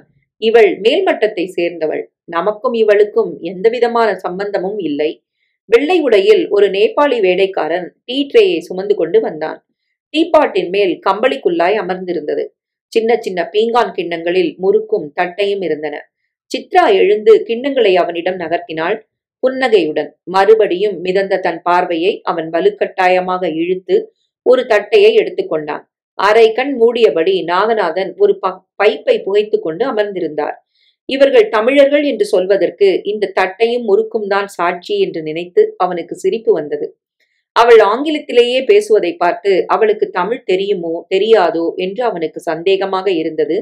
இந்த நாகநாதன் தான் தமிழ் இலக்கியத்தை பற்றி தன்னை அன்று இன்டர்வியூவில் கேள்வி கேட்டது என்று அவனுக்கு ஞாபகம் வந்தது. உனக்கு என்னையா அருகது இருக்கு அந்த கேள்வியை கேட்க என்று கேட்க வேண்டும் போல் இருந்தது. தமிழ் தெரிகிறதோ இல்லையோ, பெண் என்று நினைத்தவுடன் மனதில் தோன்றும் அங்க லட்சணங்கள் அவ்வளவும் இவளிடம் இருக்கிறது என்கிற சமாதானத்துடன் அவன் அவளை பார்த்து, சற்று நன்றாகவே பார்த்து லேசான புன்னகையுடன் கேட்டான். என்ன செய்றீங்க? படிக்கிறீங்களா இல்ல வேலை பாக்குறீங்களா? அவள் சிரித்தாள். எல்லா வார்த்தைக்கும் சிரிப்பாள் என்று தோன்றிற்று. ஆனால் அழகாக சிரித்தாள். டெக்ஸ்டைல் டிசைனிங் படிக்கிறேன். அதற்கப்புறம் வேலை பாக்குறீங்களா? மாட்டாள் என்று நாகநாதன் குறுக்கிட்டார். அவளை பார்த்தால் டாம்பாய் மாதிரி இருக்கிறாளே என்று நினைக்காதீங்க. அவளுக்கு கல்யாணம் செஞ்சு குழந்தைய பெத்துக்கணும் தான் ஆசை. ஓ கமான் டேட் என்று கொஞ்சலான குரலில் முணுமுணுத்து அவள் தலை குனிந்த போது அவனுள் லேசான ஆச்சரியம் ஏற்பட்டது. சரசரவென்று இருள் விரிய ஆரம்பித்ததை உணர்ந்து அவன் எழுந்தான். நான் வரேன் சார் என்றான் தமிழில்.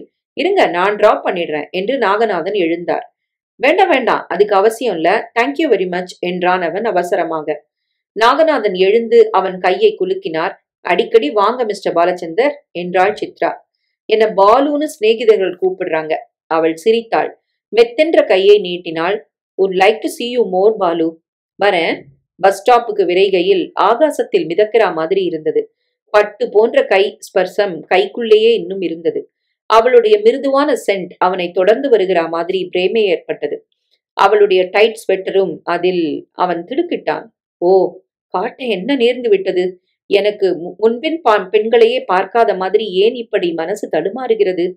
பஸ்ஸை ஒரு வழியாக பிடித்து வீட்டுக்கு திரும்பும்போது கும்பலுடன் முண்டியடித்து அதில் நிற்கையில் மனசு வேறு ஞாபகங்களில் லயிக்க ஆரம்பித்தது. அவன் இதுவரை பார்த்து பழகிய பெண்களில் இருந்து சித்ரா வேறுபட்ட மாதிரி தோன்றிற்று. அந்த மதர்ப்பும் பார்வையும் வசீகரமாக அவனை ஆக்கர்ஷித்தது. கண்ணையும் மனதையும் விட்டு அகலாதது போல் பிரமையை கிளப்பிற்று.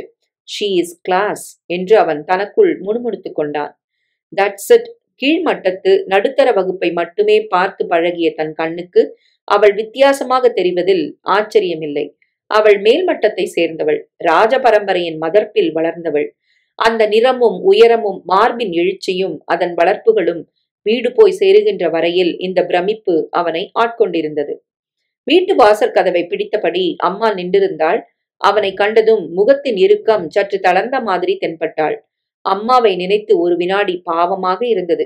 கவலைப்படுவதில் ஸ்பெஷலைஸ் செய்பவர்கள் இந்த அம்மாக்கள் என்று தனக்குள் சிரித்தபடி ஒரு சின்ன புன்னகையுடன் அவளை பார்த்தான். ஹலோம்மா. அம்மா இதமாக புன்னகைத்தாள். வேலைலாம் எப்படி இருக்கு பாலு? வேலை நிறைய இருக்கும் போல இருக்கு. இனிமேதான் பழகணும். உனக்கு பிடிச்சிருக்கா? கேள்வியில் கவலை இழையோடிற்று. அவன் சிரித்தான். பிடிச்சிருக்கோ பிடிக்கலையோ, தபஸ் பண்ணி கிடைச்ச வேலைன்னா இது. வெங்கடாஜலபதி ரெக்கமெண்டேஷனோட பிடிக்கும்படியா பண்ணிடுவேன், கவலைப்படாத. அதுதான் சரி என்றாள் அம்மா கொஞ்சம் நிம்மதியுடன். உன்னோட பாஸ் எல்லாம் எப்படி பழகுறார்? ரொம்ப சிநேகிதமா இருக்கிறார். ரொம்ப சிநேகிதமா இருந்தாலும் யார் ஏமாந்தவன்னு தெரிஞ்சா தலையில மிளகாய தேய்ச்சிருவான்னு அம்மா சொல்லுவா. அவன் சட்டென்று திரும்பி பார்த்தான். மாலு பெரிய புன்னகையுடன் நின்றிருந்தாள். அவளை பார்த்ததும் அவனுக்கு சித்ராவின் ஞாபகம் வந்தது. இவளுக்கும் அவளுக்கும் எத்தனை வித்தியாசம் என்று தோன்றிற்று. இவளுடைய அழகு போதை ஊட்டாத அழகு, நான் இருக்கிறேன் என்று துருத்தி கொண்டு காட்டாத அழகு. நான் ஏமாற மாட்டேன் என்று சிரித்தபடி அவன் உள்ளே சென்றான். அவள் அவனை தொடர்ந்தாள். யாரையாவது இன்ட்ரெஸ்டிங்கா பாத்தியா? இவளிடம் எதையும் சொல்லாமல் இருக்க முடியாது என்கிற நினைப்புடன் அவன் சிரித்து கொண்டே சொன்னான். பார்த்தேன், ஒரு பொண்ண. அவள் லேசாக விசில் அடித்தாள். யாரு? பெயர் Chitra, daughter of Naganathan IAS. ஓ, அவளா? தெரியுமா அவள? பார்த்திருக்கேன், யூனிவர்சிட்டியில சோஃபியா லாரன்னு நினைப்பு அவளுக்கு. அவன் ஏதும் பதில் சொல்லாமல் சிரித்தான். சித்ரா அப்படி பெருமைப்பட்டு கொண்டால் அது ரொம்ப நியாயமானது என்று நினைத்து கொண்டான். அந்த மாதிரி ஒரு உடம்பை கொண்ட பெண்ணை பார்த்து மற்ற பெண்களுக்கு பொறாமை ஏற்பட்டால் அது ரொம்ப இயற்கையானது என்று தோன்றிற்று. அவ அங்க வேலை பார்க்கறாளா? இல்ல, அவ அப்பா அந்த கம்பெனிக்கு எந்த வகையிலயோ அட்வைசர். எந்த வகையிலன்னு எனக்கு சரியா புரியல. அவர் தான் வீட்டுக்கு அழைச்சுன்னு போனார். அங்க அவளை பார்த்தேன். தமிழே தெரியாது போல இருக்கு அவளுக்கு. ஆனா முறுக்கும் தட்டையும் குறிக்கிறா. அதோட பேர் கூட அவளுக்கு தெரியுமான்னு எனக்கு சந்தேகம். வாங்கியிருப்பா. நம்ம அம்மா மாதிரி அவ அம்மா செஞ்சுட்டு இருப்பாளா? சரியான பியூரோக்ராட் அவ. IAS லெவல்ல தான் பழகுவா. அதுக்கு கீழே இருக்க யாரும் லட்சியம் இல்ல. மாலு ரொம்ப கடுமையாக விமர்சிக்கிறாள் என்று அவன் நினைத்து கொண்டான். Oh come on Malu, that's too much. Malu தோளை குலுக்கினாள். அவளை பத்தின பொதுவான அபிப்பிராயத்தை சொன்னேன். ஆனா பாய்ஸ் கிட்ட அவ ரொம்ப popular. they go crazy over her. அவனுக்கு மறுபடியும் சித்ராவின் மதர்த்த உடல் நினைவுக்கு வந்தது. மிதக்கும் மார்பகங்கள் கண்ணுக்குள் நின்றன. அவன் சட்டென்று சமாளித்துக் கொண்டு கழற்றி சூவை ஓரமாக நகர்த்தி விட்டு எழுந்தான். எனக்கும் அப்பாயின்மெண்ட் ஆர்டர் வந்தாச்சு பாலு என்றாள் மாலு. ஓ குட் என்றான் அவன் சந்தோஷத்துடன். லெக்சரர் போஸ்டா? ஆமா. எப்போலேருந்து? நாளையிலேருந்து. தயார் பண்ணிண்டாச்சா? ஓ, புடவை முத கொண்டு கட்டின் பழகிக்கோ. இல்லைன்னா ஸ்டூடெண்ட்ஸ் முன்னாடி ஏதாவது எக்கச்சக்கமாகிட போறது. Don't be sillier. வெகு சீக்கிரம் வேலைக்கு போகும் அவசரமும் அதற்கான முன் ஏற்பாடுகளும் அவர்களுக்கு பழகிவிட்டன. வேலை தந்த சுவாரஸ்யத்தில் அவன் ஆழ்ந்து போனான். நாகநாதனை பார்க்கும் போதெல்லாம் சித்ராவின் ஞாபகம் வரும். அவனிடம் அவர் பழகும் சரளத்தை நினைத்து வியப்பும் மதிப்பும் அதிகரிக்கும். ஒரு நாள் கேன்டீனில் டீ குடித்துக் கொண்டிருந்த போது அவனுடன் வேலை பார்க்கும் ஆனந்த் வந்து உட்கார்ந்து கொண்டான். பேச்சுவாக்கில், நாகநாதன் உங்களுக்கு உறவா என்றான். இல்லையே, ஏன்? ஆனந்த் டீயை பார்த்தபடி புன்னகைத்தான். ஒண்ணுல்ல, அவரும் மதராசி, நீங்களும் மதராசிங்கிற காரணத்தை வச்சுக்கிட்டு யாரோ புரளி கிளப்பி விட்டுருக்காங்க. அவனுக்கு முகம் லேசாக சிவந்தது. That's absolute nonsense. சாரி என்று சிரித்தபடி அவன் கையை பற்றினான் ஆனந்த். வம்பர்களுக்கு வேற வேலை இல்ல, மறந்துருங்க நான் சொன்னத. அவனால் மறக்க முடியவில்லை. ஆகாஷ்வாணி ஏ தில்லி கேந்திரா ஹை அபி ஆப். மாலு படக்கென்று டிரான்சிஸ்டரை மூடினாள். புடவை மாற்றிக்கொள்ள கர்டனை நகர்த்தி கதவை சாத்துகையில் பொலபொலவென புல்லும் செத்தைகளும் மேலே இருந்து விழுந்தன. ஓஹோ என்றாள் மாலு அலுப்புடன். இதென்னம்மா பெரிய நியூசன்ஸா போச்சு, எத்தனை கலைச்சாலும் இந்த குருவிகள் இங்கேயே வந்து கூடு கட்டுறது. சமையலறையில் மும்முரமாக இருந்த அம்மா சிரித்தாள். வசந்த ருதுடி பெண்ணே, நீயும் நானும் மறந்தாலும் பூவும் பறவையும் மறக்காது. அவசரமாக புடவையை கட்டி கொண்டிருந்த மாலுவுக்கு சிரிப்பு வந்தது. அம்மா இப்பொழுதெல்லாம் நல்ல மூடில் இருப்பதாக தோன்றிற்று. முன்னை போல தொணதொணப்பு இல்லை. ஜாதகம் வரன் என்கிற பேச்சு கொஞ்சம் குறைந்திருந்தது. அந்த மாதிரி பேச்சை அவளிடம் ஆரம்பிக்கவே அம்மா இப்பொழுது தயங்குகிறாள் என்று தோன்றிற்று. தலைவாரி கொண்டு முகத்தில் பவுடர் ஏதும் போடாமல் நெற்றிப்பூட்டுக்கு ஒரு ஸ்டிக்கரை ஒட்டி கொண்டு மாலு விரைந்தாள். சாப்பாட்டு மேஜையில் அம்மா தயாராய் தட்டு வைத்து பரிமாறி இருந்தாள். இடது கையில் அன்றைய பேப்பரை பிரித்து படித்தபடி மாலு வேகமாக சாப்பிட ஆரம்பித்தான். கலத்தை பார்த்து சாப்பிடேண்டி. நேத்து கல்யாண கடிதம் வந்திருக்கு. யாருக்கு நீ கேட்கலையே? என்ன சொன்ன? கல்யாணம், அந்த வெங்கடேசனுக்கு. மாலு பேப்பரிலிருந்து பார்வையை எடுக்காமலே யாரது என்றாள். அதான் உன்னை பார்க்க வந்தானே. ஓ, அவனா? எத்தனை கறந்தானா? யார் கண்டது? எத்தனை கறந்தா நமக்கு என்ன? இப்ப அவனுக்கு ஜாம் ஜாம்னு கல்யாணம். வெடுக்கென்று மாலு தலை நிமிர்ந்து பார்த்தாள். பார்வையில் கோபம் துளிர் விட்டிருந்தது. உன்னை போல பெண்கள் நம்ம சமூகத்துல இருக்கிறதுனாலதான் இத்தனை அக்கிரமம் நடந்துட்டு இருக்கு. அம்மா முகத்தில் அப்பாவித்தமான அதிர்ச்சி தெரிந்தது. நான் தேமேன்னு இருக்கேன், என்னை என்ன தாக்குற எதுக்கு எடுத்தாலும்? தப்பு நீ செஞ்சாதானா? இருக்கிற சமூகத்துல யார் செஞ்சாலும் அதுக்கு நீயும் பொறுப்பு இல்லையா? மத்தவன் பண்ணா எனக்கு என்ன, அது என்ன பாதிக்காத போதுன்னு நான் கவலைப்படணும்னு ஒவ்வொருத்தரும் இருக்கிறதுனாலதான் இந்த மாதிரி வியாபாரம்லாம் நடக்கிறது. இவளுடன் காலை வேளையில் வாய் கொடுத்தது தப்பு என்று நினைத்த மாதிரி அம்மா தனக்குள் முணுமுணுத்துக் கொண்டாள். நம்ம பிரச்சனைகளை சமாளிக்கவே நமக்கு முடியல, இன்னும் அண்ட அசல் விவகாரத்தை எல்லாம் தலையிட்டுக்க சொல்றியாக்கும். அண்ட அசல் நியாயமா இருந்தா தான் நம்ம வீட்லயும் நியாயம் இருக்கும். ஒரு அவேர்னஸ் இருக்கணுமா? தமிழ்ல என்ன சொல்வ? விழிப்புணர்ச்சி. சமூகத்துல நடக்கிற அடாவடித்தனத்தை பத்தின அவேர்னஸ். அந்த அடாவடித்தனத்துக்கு என்ன காரணங்கிற யோசனை வேணும். அதை போக்க ஒன்னால உன் பங்குக்கு என்ன செய்யணுங்கிற கவலை இருக்கணும். ஆத்மார்த்த கவலை. சும்மா கல்யாணத்தை பண்ணிண்டு குடும்பத்தை நடத்துறதே பெரிய வேலைன்னு மாஞ்சு போயிண்டு என்ன பாடு தேர்ந்ததுன்னு ஒரு அல்ப திருப்தி பட்டுண்டு இது இல்லமா வாழ்க்கை. போருண்டி உன் லெக்சர். அந்த மாதிரி நான் வாழ்ந்தா போறோம் போ. மாலு ஆயாசத்துடன் தலையை அசைத்தாள். இந்த தேசம் உருப்படாதுமா. நல்ல ஆரோக்கியமான உடம்பு இருக்கு, வேலை செய்யற மூளை இருக்கு. அத வேலை வாங்க சோம்பல் பட்டா எப்படி? இத்தனை சர்க்கரை, இத்தனை நெய், இத்தனை மாவு போட்டா இந்த பதம் வரும்னு யோசிச்சு மைசூர் பாகு நிமிஷமா கிளற மூளை இருக்கு. இந்த மாதிரி நடவடிக்கை எடுத்தா நம்ம சமூகத்துல இருக்கிற வெங்கடேசனை பதம் பார்க்கலான்னு மூளை வேலை செய்யறதோ? அந்த மைசூர் பாகுக்கு கொடுக்கிற முக்கியத்துவத்தை வரதட்சணை பிரச்சனைக்கு கொடுக்கறியோ? அம்மா தன்னை மீறி சிரித்தாள். மைசூர் பாகு பண்ணவும் ஆள் வேணுமா இல்லையா? It is a question of priorities.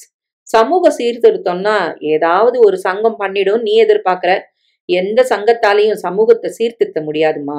இங்கிருந்து ஆரம்பிக்கணும், இங்கிருந்து. டங் டங் என்று அவள் மேஜை மேல் கையை ஓங்கி தட்டுகையில் பாத்திரத்தில் இருந்த ரசமும் சாம்பாரும் தழும்பி மேஜை மேல் சிந்தின. என்ன அங்க இறைச்சல் என்று பாலுவின் குரல் உள்ளே இருந்து கேட்டது. சரி சரி எந்திரி மாலு என்றாள் அம்மா சமாதான குரலில். எனக்கெல்லாம் சேர்த்து வச்சு யோசனை பண்ண நீதான் இருக்கியே. உன்னை பார்த்தாலே சீர்திருத்தவாதின்னு தெரியறதே. காது கழுத்து கையி எல்லாம் மூலியா, நூல் புடவையை தவிர ஒன்னும் கட்டாம லெக்சரர்னா இப்படித்தான் இருக்கணுமா? எனக்கு வேண்டாம், ஆளை விடு. என் பேச்சுக்கு மதிப்பா, என் நகைக்கு மதிப்பா? இந்த பாரு, இது எனக்கு போதும் என்று புன்னகைத்து காண்பித்தாள். அம்மா மறுபடி சிரித்தாள். போருமே, அது மாத்திரம் எங்க இருக்கு? தொட்டதுக்கெல்லாம் கோவம்னா வருது உனக்கு? ஆமா, உன் மூளையை தொட வேண்டிய விஷயங்கள் தொடாமலே இருந்ததுன்னா எனக்கு கோவம் நிச்சயம் வரும். மாலு, பஸ்ஸ கோட்டை விட போற. இதோ கிளம்புறேன்ப்பா. என்னம்மா கலாட்டா இங்க? ஒரு கலாட்டாவும் இல்ல, நீ சாப்பிட உட்காரு பாலு. கால வேளையில இன்னொரு லெக்சர் நான் கேட்க போறதில்ல என்று அம்மா பரபரப்புடன் மேஜையில் அவன் சாப்பிட வசதி செய்தாள். மாலு லேசான ஆச்சரியத்துடன் பாலுவை பார்த்தாள். மிக சிரத்தையுடன் அலங்கரித்துக் கொண்டிருந்தான். அவள் மெல்லிதாக விசில் அடித்தாள். வாவ் யார், என்ன மாப்பிள கணக்கா ட்ரெஸ் பண்ணிட்டு இருக்க? பார்க்க இப்ப சுமாரா நன்னா இருக்கியே. பாலுவின் முகம் கூச்சத்தில் சிவந்தது. இன்னும் ஆச்சரியத்தை அளித்தது. ஏய், என்ன நினைச்சுட்டு இருக்க? எனக்கு ரொம்ப நல்ல பர்சனாலிட்டின்னு யாரோ சொன்னா. உனக்கு கீழே வேலை பாக்குறவனா? கும்பலோடு சேர்ந்து ஆட்டு மந்தையா போறாங்களா, இல்ல உளுத்து போன சமூக அமைப்பை அழிக்க பாப்பாங்களா? வயசு ஏற ஏற மனசுல தடித்தனம் ஏறாம துல்லியமா இருக்குமா? பொத்தல்கள் இருக்கிறது புலப்படும் அளவுக்கு பிரக்ஞை கூர்மையா இருக்குமா? அதை கண்டு சீறி எழற அளவுக்கு ரோஷம் இருக்குமா? அந்த கோபத்துக்கு வேண்டிய அடிப்படை மனிதாபமான உணர்வு இருக்குமா? இதையெல்லாம் எந்த பள்ளிக்கூடம் கத்து கொடுக்கும்? எத்தனை அப்பா அம்மாக்கள் கத்து தருவாங்க? ஆட்டு மந்தையா வாழ்ற அப்பா அம்மாக்கள் எதுக்காவது பயந்து அடிபணிஞ்சு போனவங்க, அரசாங்கத்துக்கு, மூட நம்பிக்கைகளுக்கு, தாங்களா போட்டுக்கிட்ட சமுதாய வேலிகளுக்கு, அக்கம் பக்கத்தவங்களுக்கு பயப்படுற அப்பா அம்மாக்கள், தூங்குகிற நாய் தூங்கட்டும், எங்களை கடிக்காத வரைக்கும் சரின்னு வாய மூடிட்டு உட்கார்ந்துருக்கிறவங்க, அவங்க இப்படி இருக்கிறதே தேச துரோகங்கிற உண்மையை சொன்னா இவங்க அதிர்ந்து போவாங்க. ஓ, எத்தனை அநியாயமான மூல தேக்கம் இது! இவங்க எல்லாரையும் ஒரு உலுக்கு உலுக்க முடிஞ்சா, இவங்களோட மண்ட ஓடுகள்ல மண்டி கிடக்கிற சிலந்தி கூடுகளை தட்ட முடிஞ்சா. இவள் ஏறும் பஸ் 8:30க்கு காத்திருந்தது. அவள் விரைந்து லாகவமாக ஏறி இருந்த காலி சீட் ஒன்றில் அமர்ந்து கொண்டாள். அவளுக்கு தெரிந்த நிறைய பெண்கள் பஸ்ஸில் உட்கார்ந்திருந்தார்கள். அவளுக்கு திடீரென்று சித்ராவின் நினைவு வந்தது. அந்த உடம்பும் அதை அப்பட்டமாக வெளிக்காட்டும் அவளுடைய கர்வமும் மனதில் லேசாக ஒரு அருவருப்பை ஏற்படுத்திற்று. அவளுடைய அழகு பாலுவை தாக்காமல் இருந்திருக்காது என்று தோன்றுகையில் மனதில் ஒரு சின்ன நெருடல் ஏற்பட்டது. அவளுடைய வலைக்குள் பாலு சிக்கினால் அது எத்தனை பெரிய சோகம்! அவள் சட்டென்று தன்னை சமாளித்துக் கொண்டாள். பாலு தீவிர லட்சியவாதி.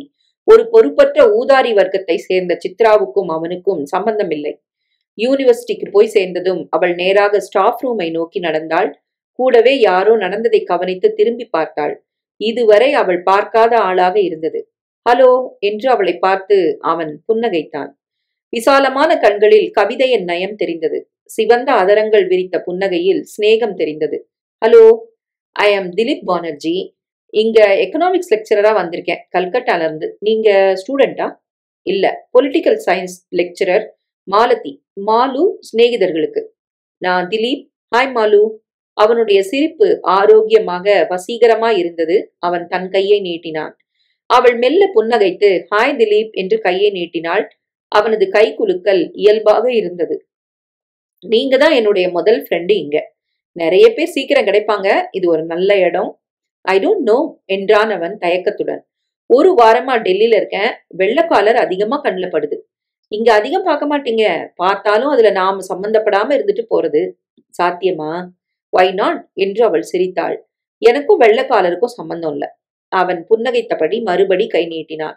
அப்படின்னா நாம 2 பேரும் நண்பர்கள் என்று மென்மையாக அவள் கையை குலுக்கினான். ஆபீஸுக்கு கிளம்புவதற்கு முன் பாலு தன் உருவத்தை கண்ணாடியில் பார்த்து கொண்டான். டையை மறுபடி தளர்த்தி சரி செய்து கொண்டான். கலைந்திருந்தாற் போல் தோன்றிய 1-2 கேசத்தை தேடி பிடித்து வாரினான். உங்களுக்கு எதுக்கு சிபாரிசு? இவ்வளவு நல்ல பர்சனாலிட்டி இருக்கும்போது? வார்த்தைகளின் நினைப்பே அவனுக்கு மறுபடி புதிதாக ஒரு கூச்சத்தை ஏற்படுத்திற்று. சித்ரா அருகில் உட்கார்ந்தபடி அவன் கைமேல் தன்னுடைய மெத்து கையை வைத்து பேசுகிற மாதிரி இருந்தது. அந்த கையின் ஸ்பரிசத்தின் உஷ்ணத்தை கூட அவனால் அந்த க்ஷணம் உணர முடிந்தது. அம்மா 2 தடவை அவன் அறைக்குள் எட்டி பார்த்து இன்னும் கிளம்பலையா என்று முணுமுணுத்து விட்டு போனதை உணர்ந்து அவன் கிளம்ப ஆயத்தமானான். 8:45க்கு கிளம்ப தயாராக இருந்த பஸ்ஸில் அவன் அவசரமாக ஏறிக்கொண்டான். 10 நிமிடம் கண்ணாடி முன் அதிகமாய் நின்றதில் பஸ்ஸில் உட்கார இடமில்லை. பாய் சாப் என்று பழக்கமான குரல் கேட்டு அவன் திரும்பி பார்த்தான். பஸ் ஸ்டாண்டில் பெட்டிக்கடை வைத்திருந்த சுரேஷ் உட்கார்ந்திருந்தான். இங்க உட்காரலாம் வாங்க என்று தன் பக்கத்தில் இருந்த சொற்ப இடத்தை காண்பித்தான். பாலு கூட்டத்தை துழாவிக் கொண்டு நகர்ந்து சுரேஷின் அருகில் உட்கார்ந்து கொண்டான். நமஸ்தே பாய் சாப். புது உத்தியோகம் எப்படி இருக்கு? சுவாரஸ்யமா இருக்கு. கடையை விட்டுட்டு நீ எங்க கிளம்பிட்ட? கடைய என் சிநேகிதன் பாத்துக்கிறான். என் BA பரீட்சை நடந்துட்டு இருக்கு. பிரைவேட்டா படிக்கிறேன் அப்படின்னு சொல்லல? ஓ ஆமா. எப்படி பண்ணிருக்க இது வரைக்கும்? சுமாரா நல்லா பண்ணிருக்கேன் சாப். ஆண்டவன் அருள்ல பாஸ் பண்ணணும். நீ ஒரு அபூர்வ மனுஷன் என்று பாலு அவன் தோளை அணைத்தான்.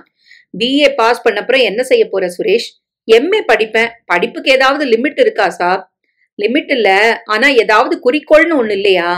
சுரேஷ் ஒரு தூர பார்வை பார்த்தான். இந்த பெட்டிக்கடைய ஒரு நாளைக்கு உதறிட்டு வேற வேலை பார்க்கணும்.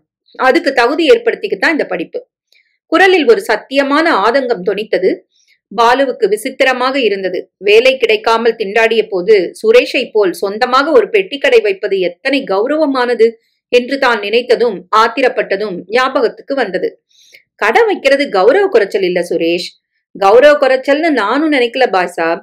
வியாபாரம் பண்றதுக்கு ஒரு தனிப்பட்ட மனநிலை வேணும். எனக்கு அது அலுப்ப தருது. மூளைக்கு வேலை கொடுக்கிற உத்தியோகம் தான் எனக்கு சமாதானத்தை கொடுக்கும். அது ஒரு டீச்சர் உத்தியோகமா இருந்தாலும் பரவாயில்ல. இப்பொழுதிலிருந்தே அவன் கனவுகளை கலைப்பானேன் என்று பாலு பேசாமல் இருந்தான். இத்தனை ஆர்வம் உள்ளவனுக்கு ஏமாற்றம் ஏற்பட்டால் அவனது எதிர்காலம் எப்படி இருக்கும்? ஆனால் இவன் தளர மாட்டான். இதே பெட்டிக்கடையை அப்புறப்படுத்தி ஒரு ஷாமியானா கட்டி சின்ன பள்ளிக்கூடம் ஒன்றை சொந்தமாக ஆரம்பித்து விடுவான். நான் கிராமத்தை சேர்ந்தவன் சாப். என் கிராமத்துல எழுத்து வாசனை இல்ல.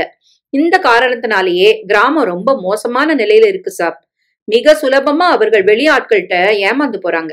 அந்த மந்தமான வாழ்க்கையை என்னால பொறுத்துக்க முடியாம தான் இங்க வந்தேன். படிச்சாதான் மனுஷனுக்கு விமோசனம்னு தோணி போச்சு. வயித்த கழுவுறதுக்கு சொந்தமா தொழில் நடத்திக்கிட்டு படிக்கவும் படிக்கணும் தீர்மானம் ஏற்பட்டு போச்சு. அவனுடைய பேச்சில் இருந்த தீவிரம் பாலுவுக்கு ஆச்சரியமாக இருந்தது. ஊனமுள்ள ஒரு காலுடன் இவனது சாதனை அசாதாரணமானது என்று தோன்றிற்று. ஒரு வேடிக்கை சாப். முன்னெல்லாம் என்னுடைய கிராமக்காரர்கள் என்ன நொண்டின்னு கூப்பிடுவாங்க. இப்போ என் ஊனமே யாருக்கும் கண்ணுல தெரியறதில்ல. பாலு லேசாக புன்னகைத்து அவன் கையை சிநேகிதத்துடன் அழுத்தினான். இப்போ பிசியோதெரப்பி ரொம்ப முன்னேறி இருக்கு சுரேஷ். உன் காலுக்கு சிகிச்சை பண்ணலாம். பரீட்சை முடிஞ்சப்புறம் போறேன் சார். அவனுடைய உற்சாகம் பார்ப்பதற்கே தெம்பாக இருந்தது. மத்திய தர வகுப்பில் பிறந்து அதிக சிரமம் இல்லாமல் படித்து பாஸ் செய்த தனக்கும் ரமேஷுக்கும் இல்லாத ஒரு மனோதைரியமும் உற்சாகமும் இத்தனை பிரச்சனைகள் கொண்ட சுரேஷுக்கு இருப்பது ஆச்சரியமாக இருந்தது. ரமேஷை நினைத்ததும் அன்றைக்கு அவன் ஈரம் பளபளத்த விழிகளை வேறு உரம் திருப்பிக் கொண்டு மார்க்கெட்டில் நின்றது நினைவுக்கு வந்தது. சமீபத்தில் தான் அவனுக்கு வேலை கிடைத்தது. வேலை தனக்கு திருப்தி இல்லை என்றான். ஊதியம் குறைவு, நல்ல எதிர்காலம் இல்லை என்று அலுத்து கொண்டான். கொஞ்ச நாளில் இந்த அலுப்பு சுரேஷுக்கும் ஏற்பட போகிறது. நினைத்ததையெல்லாம் சாதித்து விடக்கூடிய சூழல் இங்கு இல்லை என்று புரிய போகிறது. சுரேஷ் படித்து முடித்த பிறகு முடிந்தால் தான் வேலை பார்க்கும் இடத்தில் அவனுக்கு ஒரு வேலை செய்து வைக்க வேண்டும் என்று தோன்றிற்று. ஃபேக்டரியில் லஞ்ச் பிரேக்கின் போது அகர்வாலும் சோப்ராவும் ஜெயினும் அவனுடன் சேர்ந்து உட்கார்ந்தார்கள். மசால் தோசை அவுர் வடா என்று ஆர்டர் கொடுத்தான் சோப்ரா. என்னதான் சொல்லு, மദ്രാசி டிஃபன்னா தனி சுவாரஸ்யம் தான் என்றான் அகர்வால். மദ്രാசி பெண்கள் மாதிரி என்று சிரித்தான் சோப்ரா. அவர்களது கண்ணும் கருப்பு மயிரும் அதற்கு ஈடு எதுவும் இல்லை. எனக்கு ஒரு வருத்தம், அவங்க கூட இப்போ பஞ்சாபிகள் மாதிரி ட்ரெஸ் செஞ்சுக்க ஆரம்பிச்சுட்டாங்க. மிஸ்டர் நாகநாதனோட பொண்ணு இருக்காளே உதாரணத்துக்கு. பாலுவுக்கு குப் என்று முகம் சிவந்து போயிற்று. தன்னையே ஏதோ அவமானப்படுத்துகிற மாதிரி தோன்றிற்று. அவ ஒரு காஞ்சிபுரம் புடவையில எவ்வளவு அழகா இருப்பான்னு நான் நினைச்சு பார்ப்பேன்.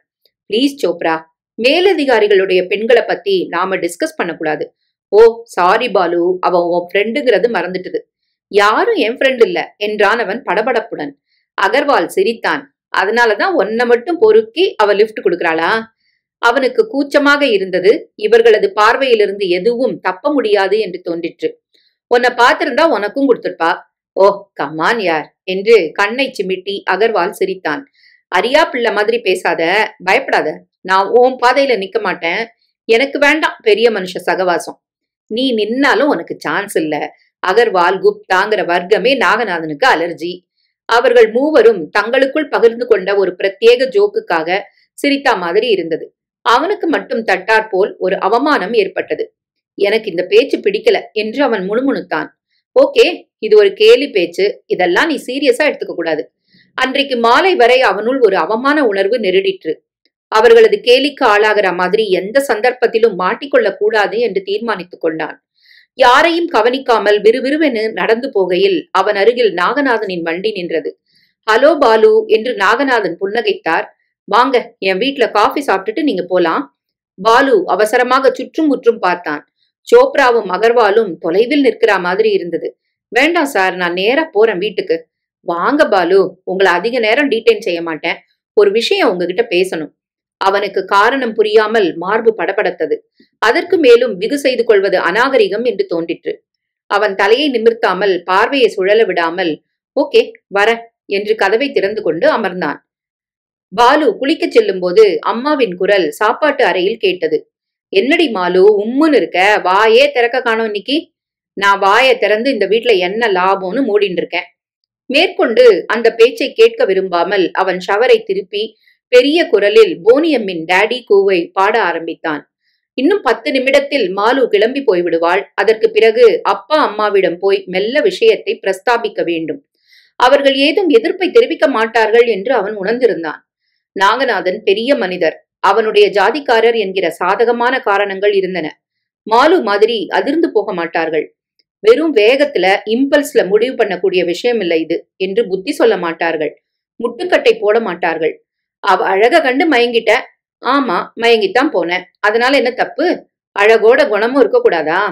ராங்கிகாரி. அவ எந்த பொண்ணோடையும் பழகி நான் பார்த்ததே இல்லை.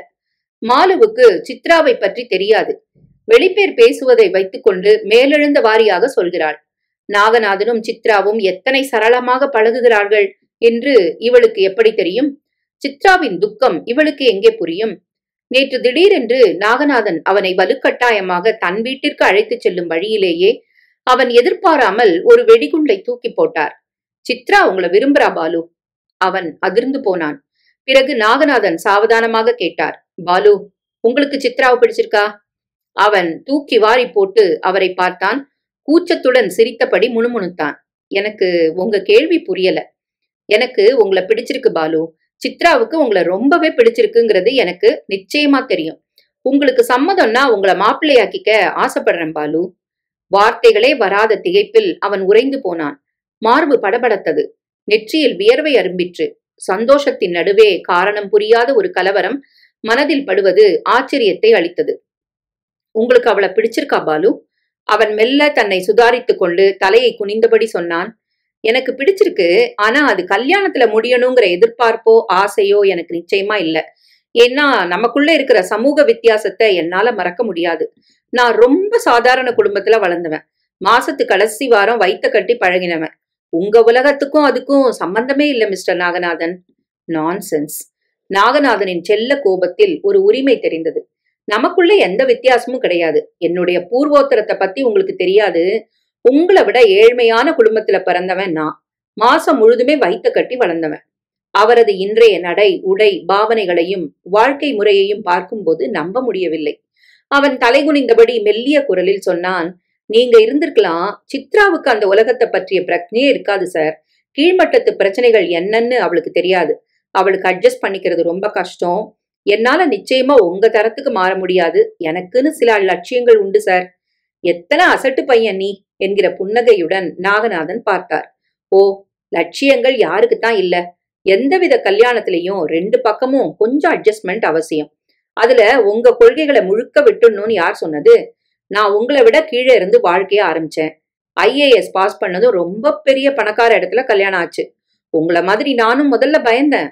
ஆனா சித்ராவுடைய அம்மாவும் நானும் ரொம்ப சந்தோஷமா இருந்தோம். அவ சீக்கிரமா செத்து போனதும் என்னுடைய துரதிருஷ்டம். அவர் பேச்சை கேட்க கேட்க அவனுக்கு குழப்பம் அதிகமாயிற்று. ரொம்பவும் ஆசை காட்டுகிற விஷயமாக இருந்தது. 5 வருஷமா அவளை தனியா வளர்க்கிறேன் பாலு. நான் படுற கவலை அந்த ஆண்டவனுக்கே தான் தெரியும். அவளுடைய அழகே எனக்கு பெரிய தலைவலி. எத்தனை சினிமாக்காரங்க என்ன கெஞ்சிருப்பாங்கன்னு நினைக்கிற? அதோட குழந்தை மாதிரி அவ மனசு. ரொம்ப சுலபமா அவளை ஏமாத்திரலாம். என்னுடைய சகலமும் அவதான் பாலு. ஒரு பொறுப்பான, கண்ணியமான, புத்திசாலி பையன் அவளுக்கு தேவை. நீங்க எல்லா விதத்திலயும் அவளுக்கு தகுதி உள்ளவர். சோசியல் லெவல் அது இதுன்னு நீங்களா அசட்டுத்தனமா எதையாவது கற்பனை பண்ணக்கூடாது. எனக்கு ஏமாற்றத்தை அளிக்க கூடாது பாலு. இந்த மாதிரி ஒரு விருப்பத்தை நிச்சயமாக இன்று எதிர்பார்க்காத திகைப்பில் இருந்தான் அவன். அப்பா அம்மாட்ட நான் முதல்ல பேசணும் சார் என்றான் அவர்களது புல்தரையை அடைந்ததும். தாராளமா பேசுங்க. ஆனா கடைசியில டிசைட் பண்ண வேண்டியது நீங்க தான். தான் பேச வேண்டியதை பேசி முடித்து விட்டா மாதிரி நாகநாதன் கூடை நாற்காலியில் சாய்ந்து உட்கார்ந்து பைப்பை புகைக்க ஆரம்பித்தார். சட்டென்று அவன் நிமிர்ந்து பார்த்தான். சித்ரா காஃபி ட்ரேயை ஏந்தி கொண்டு வந்தாள். அவளை பார்த்த மாத்திரத்தில் அவனுள் ஒரு பரவசம் பொங்கிற்று. ராஜகுமாரி மாதிரி இருக்கும் இவள் அவனுக்கு மனைவியாக முடியுமா? அது சாத்தியமானாலும் பொருந்துமா? அவள் கையில் இருந்த ட்ரேயை வாங்கி அவன் மேஜை மேல் வைத்தான். மேலுதட்டில் வியர்வை அரும்பி இருந்தது. வெறும் ஒரு காஃபி கலக்க இத்தனை ஆயாசப்படுபவள் அம்மாவுக்கு உதவியாக சமையல் வேலை செய்வாளா? அப்பா, உங்களுக்கு போன் வந்திருக்கு என்றாள் அவள். நாகநாதன் அவசரமாக எழுந்தார். யூ கேரி ஆன், நான் பேசிட்டு வரேன் என்று விரைந்தார். காஃபி சாப்பிடுங்க பாலு. வார்த்தைகளை எப்படி கோர்ப்பது என்று குழம்பியபடி அவன் மெல்ல தயக்கத்துடன் ஆரம்பித்தான். சித்ரா, உங்க அப்பா என்னவோ சொன்னாரே, அது நிஜமா? அவள் கண்களில் லேசான குறும்பு தெரிந்தது. என்ன சொன்னாரு? தன்னை இத்தனை தூரம் படபடக்க செய்யும் ஒரு விஷயம் இவளை ஏதும் செய்யவில்லையா என்று அவனுக்கு ஆச்சரியமாக இருந்தது. என்ன தன்னோட மாப்பிள்ளையாக்கிக்க ஆசைப்படுறதா சொன்னாரு. உனக்கும் அது சம்மதம்னாரு. அதை நான் நம்பலாமா? அவள் மோகனமாக சிரித்தாள். எங்க அப்பா ஒரு பொறுப்புள்ள மனிதர், பொய் சொல்ல மாட்டார். நான் உனக்கு எந்த விதத்திலையும் அருகதை இல்லை சித்ரா. என்னுடைய வாழ்க்கை முறை ரொம்ப வித்தியாசமானது. அவள் சட்டென்று அவன் அருகில் வந்து அவன் கையை எடுத்து தன் கையில் வைத்துக் கொண்டாள். எனக்கு எந்த வித்தியாசமும் தெரியல. உங்க மேல ஏற்பட்டிருக்கிற பிரியம் ஒண்ணுதான் எனக்கு புரியுறது. ஏன்னா அது சத்தியமானது. இனிமே உங்க சம்மதம் ஒண்ணுதான் வேணும். வேற எந்த பேச்சும் எனக்கு வேண்டாம். உங்களுக்கு ஏன் இந்த காம்ப்ளெக்ஸ்? அவள் அவன் விரல்களை தன் அதரங்களில் பதித்து அவன் கைகளை தன் கைகளில் பதிய வைத்துக் கொண்டாள். அவனுக்கு படுகூச்சமாக இருந்தது. மார்பு வேகமாக அடித்துக்கொண்டு நெற்றி வியர்த்தது. உங்க சமூக லெவலுக்கும் என் லெவலுக்கும் இருக்கிற வித்தியாசம் அதுக்கு காரணமா இருக்கலாம் சித்ரா. இந்த மாதிரி சமூக லெவல் அது இதுன்னு நீங்க பேசக்கூடாது. மனுஷனுக்கு மனுஷன் எந்த வித்தியாசமும் இல்ல. நான் அதை பரிபூரணமா நம்புறேன். ஆனா என்ன புரிஞ்சுண்டவங்க தான் யாருமே இல்ல. எனக்கு ஆத்மார்த்தமான சிநேகிதர்களே கிடையாது பாலு. அவள் குரலில் இருந்த ஏதோ ஒன்று அவனை நெகிழ வைத்தது. எத்தனை நெருக்கமாக தன்னுடன் பேசுகிறாள் என்கிற எதிர்பார்க்காத சந்தோஷம் ஆச்சரியத்தை அளித்தது. நிஜமா சொல்றேன் பாலு, அந்த விஷயத்துல எனக்கு அதிர்ஷ்டம் இல்ல. எந்த பொண்ணும் நெருங்கி வரதில்ல. பெண்களுக்கெல்லாம் என்ன கண்டா காரணம் புரியாம பொறாம ஏற்படாது. என்னுடைய ராசி அது. பெண்கள் சிநேகிதம் இல்ல. சிநேகமா வர ஆண் மிருக பார்வையோட வரான். என் உருவத்தை கண்டு எனக்கே வெறுப்பு ஏற்பட்டு போச்சு பாலு. இவள் தினம் தினம் அனுபவிக்கும் உணர்வை சத்தியமான ஆதங்கத்துடன் சொல்கிறாள் என்று அவன் நினைத்து கொண்டான். மாலு இவளை பற்றி சொன்னதெல்லாம் இவள் சொல்லும் காரணத்தால் தான் இருக்க வேண்டும் என்று சுலபமாக நம்ப தோன்றிற்று. இந்த மாதிரி வைட்டல் ஸ்டாட்டிஸ்டிக்ஸ் கொண்ட உடம்பு எந்த சராசரி பொண்ணுக்கும் இருக்கும். எல்லாரும் சராசரி பெண்கள். இந்த மாதிரி ஒரு உருவத்தை கனவுல காணுபவர்கள். இந்த அழகுக்கு நான் பொறுப்பு இல்ல. இருந்தும் அது எனக்கு பாரமா இருக்கு. யாரும் என்கிட்ட நெருங்கி வர முடியாம அடிக்கிறது. நான் ரொம்ப தனிமையை அனுபவிக்கிறேன். சில சமயம் இந்த டிப்ரெஷன் ரொம்ப அதிகமா போயிடுறது. ஒரு சைக்கியாட்ரிஸ்ட போய் பார்க்கணுமோங்கிற பயம் கூட வருது. அந்த மெல்லிய மிருதுவான குரலும் அதிலிருந்த சோகமும் அவனை உலுக்கிவிட்டது. என்ன பதில் சொல்வது என்று தெரியாமல் அவன் பேசாமல் இருந்தான். எனக்கு உங்க உதவி வேணும் பாலு. உங்க சிநேகிதம் வேணும் ஆயுசுக்கும். அவன் ஒரு வினாடி திகைத்து விட்டு பிறகு மளமளவென ஒரு சந்தோஷம் தேகத்தையும் மனசையும் நிறைக்க ஏதோ சமாதானமாக சொல்ல வார்த்தைகளை திரட்டுவதற்குள் அவள் மெல்ல கோப்பையை கீழே வைத்து முகத்தை கவிழ்த்து விசும்ப ஆரம்பித்தாள். அவன் பதறிப்போனான். அவளுடைய சில்க் தலைமயிர் 2 பக்கமும் கவிழ்ந்து முகத்தை முழுவதும் மறைத்தது. சங்கடமும் கூச்சமுமாக அவன் எட்டியிருந்தபடியே சித்ரா என்றான் மெல்ல. Please Chitra, take it easy. சற்று நேரத்துக்கு லேசாக அவள் விசும்பினாள். முன்பின் அதிகம் பரிச்சயமில்லாத அவன் எதிரில் எப்படி ஒடிந்து போகிற மாதிரி இவள் அழ வேண்டுமானால் இவளுடைய துக்கம் எத்தனை ஆழமானதாக இருக்க வேண்டும், இவளுடைய தனிமை எத்தனை பயங்கரமாக இருக்க வேண்டும் என்று தோன்றிற்று. மாலு இந்த மாதிரி அழுது பார்த்ததே இல்லை என்று ஞாபகம் வந்தது. ஓ, மாலுவுக்கும் இவளுக்கும் சம்பந்தமே இல்லை. இவளுடைய பிரச்சனைகள் மாலுவுக்கு இல்லை. இவள் அழகு இவளது பலவீனம். இந்த பலவீனமே இவளுடைய துயரத்துக்கு காரணம். இத்தகைய துயரத்தை வேறு எந்த பொண்ணும் புரிந்து கொள்ள மாட்டாள். இவளை பாதுகாக்க வேண்டும் என்று சட்டென்று ஒரு கருணை அவனுள் பொங்கிற்று. அந்த அழகிய தோள்களை பற்றி ஆதரவாக 2 வார்த்தை சொல்ல வேண்டும் போல் மனசு பறந்தது. கல்யாண பேச்சு என்று வந்த பிறகு இனி என்ன கூச்சம் என்கிற தைரியத்துடன் அவள் முகத்தை நிமிர்த்தி, உனக்கு என் சிநேகிதம் உண்டு ஆயுசுக்கும் என்றான். மாலு ஒரு வினாடி திலீப் பானர்ஜியின் கண்களில் ஒளிர்ந்த தேஜஸையும் அறிவின் தீட்சண்யத்தையும் பார்த்தாள். மனுஷனின் மனதில் முரண்பாடுகள் இருப்பதால் தான் சமுதாயத்தில் முரண்பாடுகள் இருக்கின்றன மாலு என்று ஒரு நாளைக்கு அவன் சொன்னது ஞாபகத்துக்கு வந்தது. கடைசியில் இவனும் முரண்பாடுகள் உள்ளவன். இத்தனை அறிவும் புத்தி தீட்சண்யமும் கடைசியில் மக்கிப்போய் தன்னலமே பிரதானமான ஒரு சமூக மூலைக்கு போகத்தானா? அந்த அச்சில் ஒரு துருப்பிடித்த ஆணியாக அமரத்தானா? அவள் சட்டென்று சுயநினைவு வந்தவளாய் எழுந்தாள். கூட பிறந்தவனையே ஒன்றும் சொல்ல முடியவில்லை. அதிகம் பரிச்சயமில்லாத இவனை என்ன சொல்ல முடியும்? நீங்க எழுதி முடிங்க என்று மெல்ல சொல்லிவிட்டு அவள் ஒரு பத்திரிகையை பார்க்க ஆரம்பித்தாள்.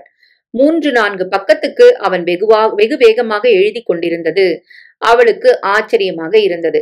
அவன் எழுதி முடித்து நிமிர்ந்து அவளை பார்த்து சிரித்தான். வெளியில போலாமா? இத போஸ்ட் பண்ணணும்.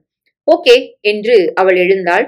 லைப்ரரியை விட்டு வெளியே வந்ததும் அவன் ஒரு சின்ன பெருமூச்சு விட்டான். எதுக்கு இந்த பெருமூச்சு? அலுப்பா சந்தோஷமா? ரெண்டும் இல்ல, ஒரு சமாதானம், ஒரு ரிலீஃப். நேத்து அப்பாவோட கடிதத்தை பார்த்து தூக்கம் வரல. இப்ப மனசுல இருக்கிறத எழுதி முடிச்சப்புறம் அவர்கிட்ட நேர்ல பேசின திருப்தி ஏற்பட்டுட்டுது. நாம செய்யற காரியம் சரின்னு நிச்சயமா மனசுக்கு படும்போது எந்த குற்ற உணர்வும் இல்ல. சரியானது என்கிறது எது திலீப் என்றாள் அவள். அந்தந்த தருணத்து உணர்ச்சிகளுக்கு தகுந்த மாதிரி மனசு என்ன செய்யறதோ அதெல்லாம் சரியான முடிவாத்தான் மனசு நினைக்கும். மென்மையாய் புன்னகைத்தபடி அவள் நோ என்றாள் அழுத்தமாக. என் சிந்தனைக்கும் செயலுக்கும் முரண்பாடில்லாத முடிவானா அது சரியான முடிவு. அவள் சட்டென்று அவனை நிமிர்ந்து பார்த்தாள். அவள் வார்த்தைகளின் தீர்மானம் கண்களில் தெரிந்தது. அதைத்தான் என் அப்பாவுக்கு விளக்கியிருக்கிறேன். என் சுபாவத்தை இன்னைக்கு வரைக்கும் கவனிச்சிருக்கிற நீங்க என்னை எப்படி ஒரு தங்க கூட்டுக்குள்ள தள்ள பார்க்கலான்னு கேட்டிருக்கேன். பொண்ணோட அப்பாவுக்கு ரொம்ப ஸ்டெடி பிசினஸா, எக்கச்சக்கம் சொத்தான். என்னையும் ஒரு பிசினஸ் பார்ட்னரா ஆக்கிக்குவாராம். என் எதிர்காலத்தை பத்தி நான் எதுவும் கவலைப்பட வேண்டியதில்லையா. இத்தனை ஆசை காட்டுறதுனால கண்டாலே சந்தேகம் வருது. பொண்ணுக்கு ஏதானு கோளாறு இருக்கணும். மாலு சிரித்தாள். ஒரு கோளாறும் இருக்காது. அவ பணக்காரியா இருக்கிறது அவ குத்தம் இல்ல திலீப். கண்டிப்பா இல்ல. ஆனா நான் அந்த மாதிரி வாழ்க்கைக்கு ஏத்தவன் இல்ல மாலு. என்னால அந்த வட்டத்துக்குள்ள கட்டுப்பட முடியாது. அந்த மாதிரி கட்டுப்பாட்டுக்குள்ள நான் முழுமையா வாழ முடியாது. இந்த காரணத்தினால என் மாதிரி அந்த பொண்ணு சிந்திக்கணும்னு எதிர்பார்க்க ஆரம்பிப்பேன். இல்லனா ஒத்து போயிடலாங்கிற கையாலாகாத சமாதானம் ஏற்பட்டு அவ வட்டத்துக்குள்ள நுழைஞ்சிடுவேன். எப்படி பார்த்தாலும் நான் நானா இருக்க முடியாது. சௌகரியமான வாழ்க்கையை அமைச்சுக்கிறது ரொம்ப சுலபமாலும். ஆனா சில லட்சியங்களோட வாழணும்னா என் பார்ட்னர் எப்படிப்பட்டவங்கிறது ரொம்ப முக்கியம். நிச்சயம் கல்யாணம் பண்ணிக்க மாட்டேன். அவள் நம்ப முடியாது ஆச்சரியத்துடன் அவனை பார்த்தாள். ஓ, இவன் என்னுடைய பாஷை பேசுகிறான். வார்த்தைக்கு வார்த்தை என் பாஷை. அவளுள் லேசாக ஒரு சிலிர்ப்பு ஓடிற்று. நான் உங்களை தப்பா நினைச்சேன் திலீப் என்றாள் தன்னை சமாளித்துக் கொண்டு. உங்க அப்பாவோட ஆஃபரை ஒப்புக்கிட்டீங்கன்னு நான் நினைச்சேன். அவன் அவளை பார்த்து குறும்புடன் சிரித்தான். உங்களுக்கு என்ன தெரியாது. என்ன அதிகமா தெரிஞ்சுக்க முயற்சி பண்ணுங்களேன். I think I should. தபால் பெட்டியில் கடிதத்தை போட்டுவிட்டு அவரவர் வகுப்புக்கு சென்றதும் காலையில் மனதில் இருந்த கனம் இப்போது குறைந்திருப்பது தெரிந்தது. பாலுவுக்கும் திலீப்புக்கும் எத்தனை வித்தியாசம்!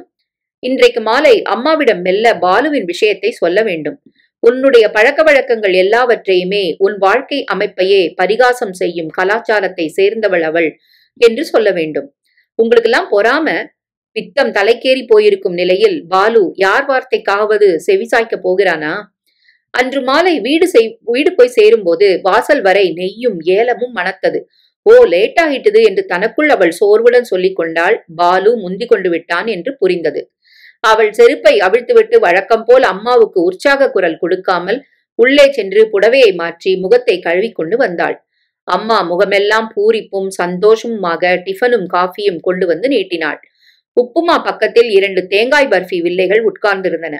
என்ன, இன்னைக்கும் தேங்காய் ஃப்ரீயா கிடைச்சதா? அம்மா அவளது இடக்கை லட்சியம் பண்ணாமல் ஆமாமா வெத்தலை பாக்கோட என்றாள் வெகுளித்தனமாய் சிரித்து. சொன்னா நீ கூட நம்ப மாட்ட, பாலுவுக்கு கல்யாணம் நிச்சயமாயிடுத்து.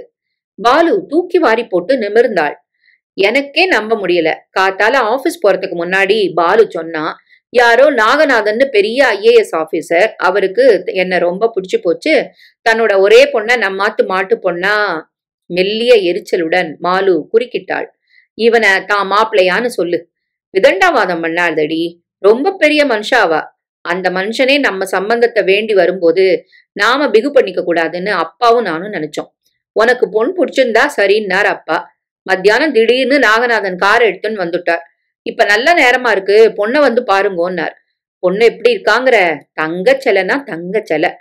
மாலு பதிலே சொல்லாமல் உப்புமாவை சாப்பிட்டு காப்பியை குடித்தாள்.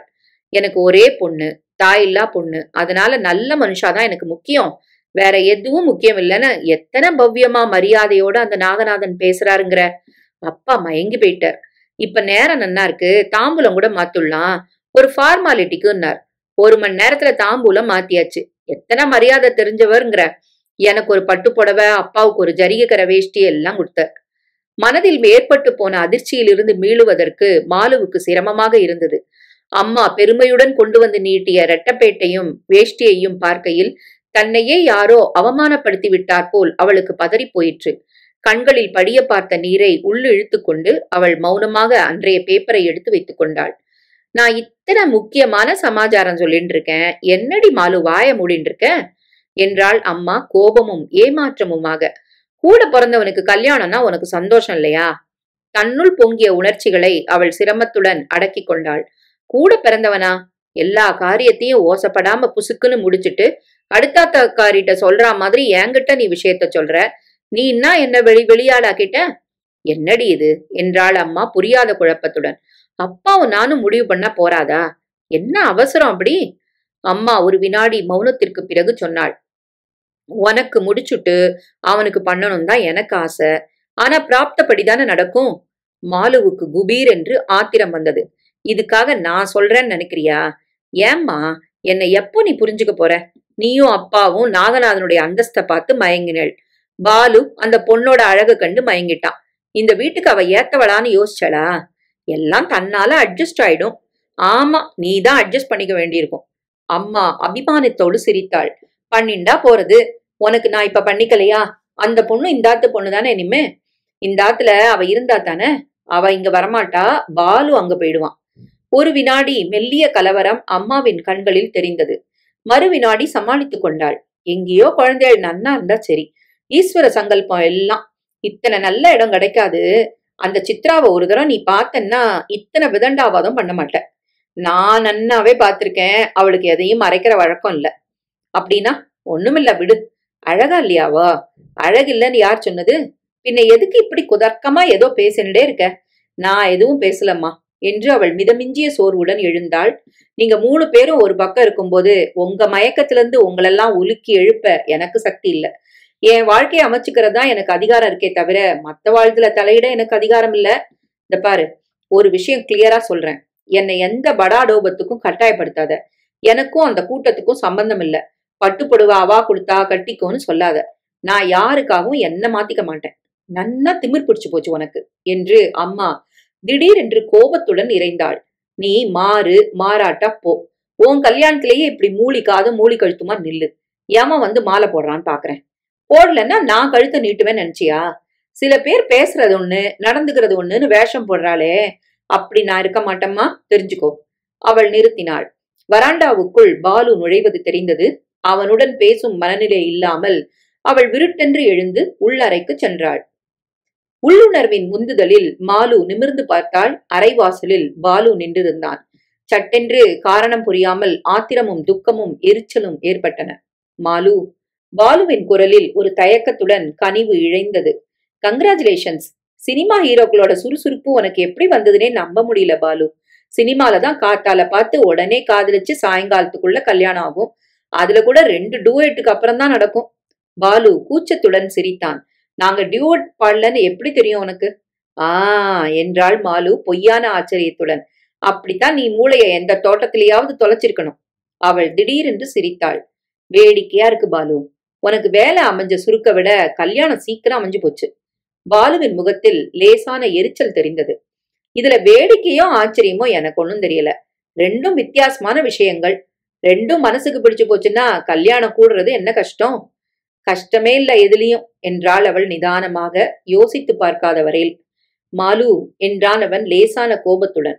உன் மனசுல வேண்டாத பிரஸ்டீஜ் இருக்கு. அதான் காமால கண்ணோட பாக்குற.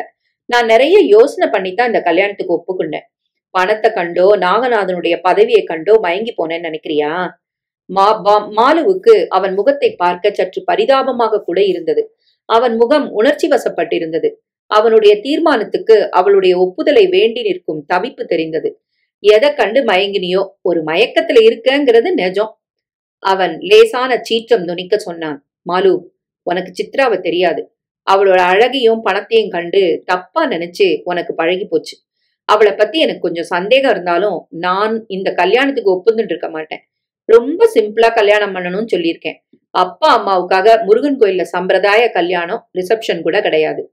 அவனை வியப்புடன் பார்த்தாள். ஒப்புதண்டார நாகநாதன்? ஒப்புத்துக்காம என்றான் அவன் லேசான பெருமிதம் துணிக்க.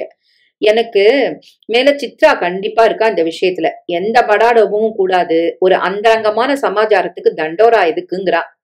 அவளுக்கு இன்னமும் வியப்பாக இருந்தது. மேல் மட்டத்தை சார்ந்த அந்த ஆடம்பரக்காரர்களுக்கு இந்த மாதிரி எண்ணங்கள் இருப்பது முரண்பாடாக தோன்றிற்று. அதிசயம்தான் என்றாள் தனக்குள் பேசிக்கொள்பவள் போல. குட் பாலு, எனக்கு எந்த விதமான பிரஸ்டீஜும் இல்ல. நீ சந்தோஷமா இருக்கணுங்கிறதா என் ஆசை. சாரி, சினிமா டயலாக் மாதிரி பேசுறேன். சினிமாவோ டிராமாவோ ஏதோ ஒரு டயலாக் நமக்கு நடுவுல இருக்க வேண்டியது ரொம்ப அவசியம் மாலு. அவளுள் மெல்லிய நிகழ்ச்சி ஏற்பட்டது. ஓ, இவனுக்கும் எனக்கும் இடையே இது நாள் வரை இருந்த சரளம் இனிமேல் நிச்சயம் இருக்காது என்று கூடவே ஒரு வருத்தம் ஏற்பட்டது. அதற்கடுத்து நகர்ந்த நாட்களில் பாலுவுக்குத்தான் எந்த டயலாகுக்கும் நேரம் இல்லாமல் போயிற்று. அநேகமாய் அவன் வீட்டிற்கு தாமதமாக வந்தான். காலை பொழுதில் சந்தித்த நேரத்திலும் தன்னுள் மூழ்கியவனாய் தெரிந்தான். அம்மா சமயம் கிடைத்த போதெல்லாம் சம்பந்தியை பற்றியும் சித்ராவை பற்றியும் பெருமை அடித்ததில் மாலு அரண்டு போய் புத்தகங்களுக்குள் புகுந்து கொண்டாள். அம்மாவின் இந்த வெகுளித்தனத்தின் ஒரு சிறிய பங்கு பாலுவுக்குள் நுழைந்திருக்க வேண்டும் என்று தோன்றிற்று. வேகமாக நகர்ந்த நாட்களை அவள் புரியாத சோகத்துடன் கவனித்தாள். அம்மாவுக்கு ஏமாற்றம் அளிக்கும் வகையில் கல்யாணம் எளிமையாக முருகன் சன்னதியில் வெகு சொற்பமான பந்துக்கள் முன்னிலையில் நடந்தது. அவள் பிடிவாதமாக நூல் புடவையில் நின்றபோது யாரும் அவளை அம்மாவை தவிர கவனித்ததாக தெரியவில்லை.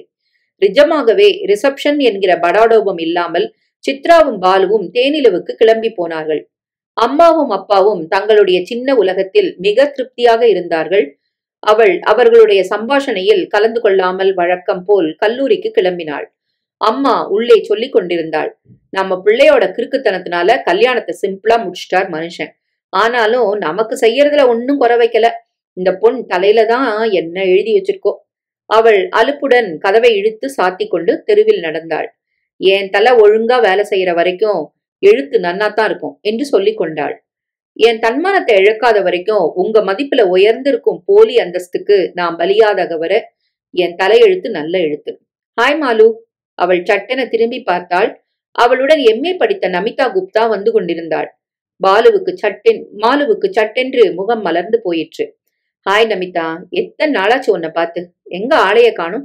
மாஸ் கம்யூனிகேஷன் டிப்ளமா கோர்ஸ் சேர்ந்திருக்கேன். நேரமே கிடைக்கிறது இல்ல. உன் காலேஜ் வேலை எல்லாம் எப்படி இருக்கு? ஃபைன் என்று மாலு புன்னகைத்தாள். மாஸ் கம்யூனிகேஷன்ல இருக்கேங்கிற எனக்கு உலகத்து சமாச்சாரம்லாம் சொல்லு. நான் இருக்கிற JNUவே தனி இடலகம். இதுக்கும் அதுக்கும் சம்பந்தமே இல்ல. நமிதா சிரித்தாள். குட். இங்க என்ன, உலகம் வழக்கம் போல மோசமாத்தான் இருக்கு. ஆனா ஒரு முக்கிய சமாச்சாரம் கேள்விப்பட்டேன். உனக்கு அந்த சித்ராவை ஞாபகம் இருக்கா? அடிவயிற்றில் ஒரு சங்கடம் ஏற்பட்டது. முகத்தில் ஒரு சூடு பரவிற்று. எந்த சித்ரா என்றால் தன்னை சமாளித்துக் கொள்ள. அதான் அந்த கிளியோபாட்ரா. ஆம்பளைகள் கூடவே சுத்துவாளே, அவளுக்கு கல்யாணம் ஆயிட்டான். யாராம் பையன் என்றாள் மாலு. பஸ் வருகிறதா என்று தெருவை பார்வையிடுவாள் போல. தெரியாது, எவனாவது ஏமாந்தவனா இருப்பான்.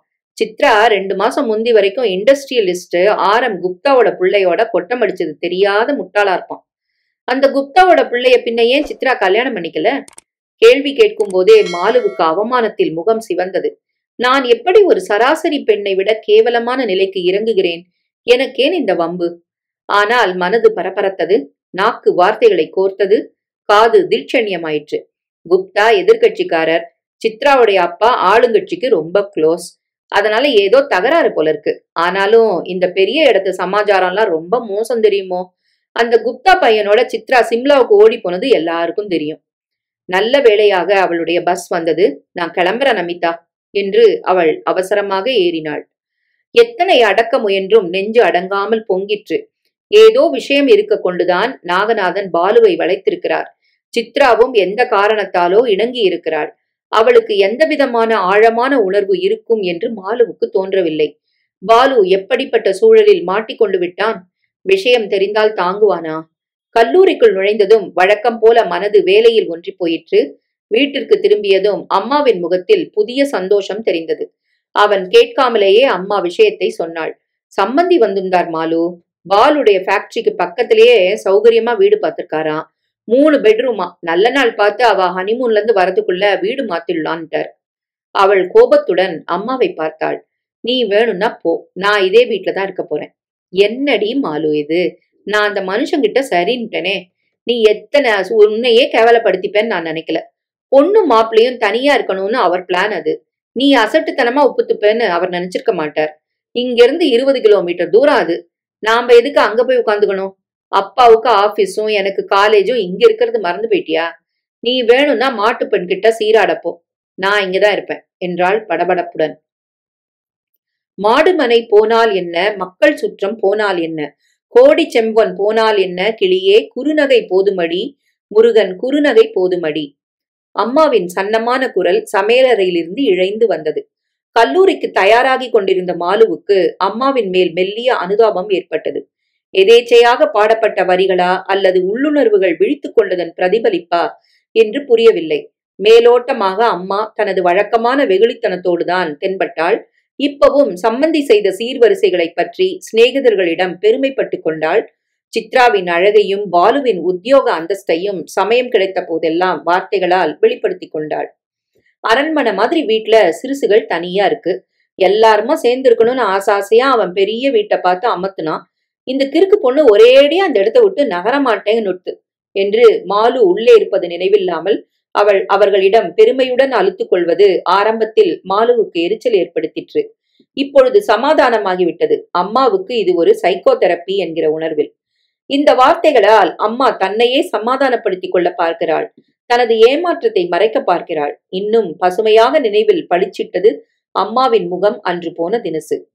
மாலுவும் சித்ராவும் தேனிலவிலிருந்து திரும்பி வருகிற நாள் அன்று. அவர்கள் வரும் நேரத்தை மனனம் செய்தபடி அம்மா ஆரத்தி கரைத்து தயாராக காத்திருந்தாள்.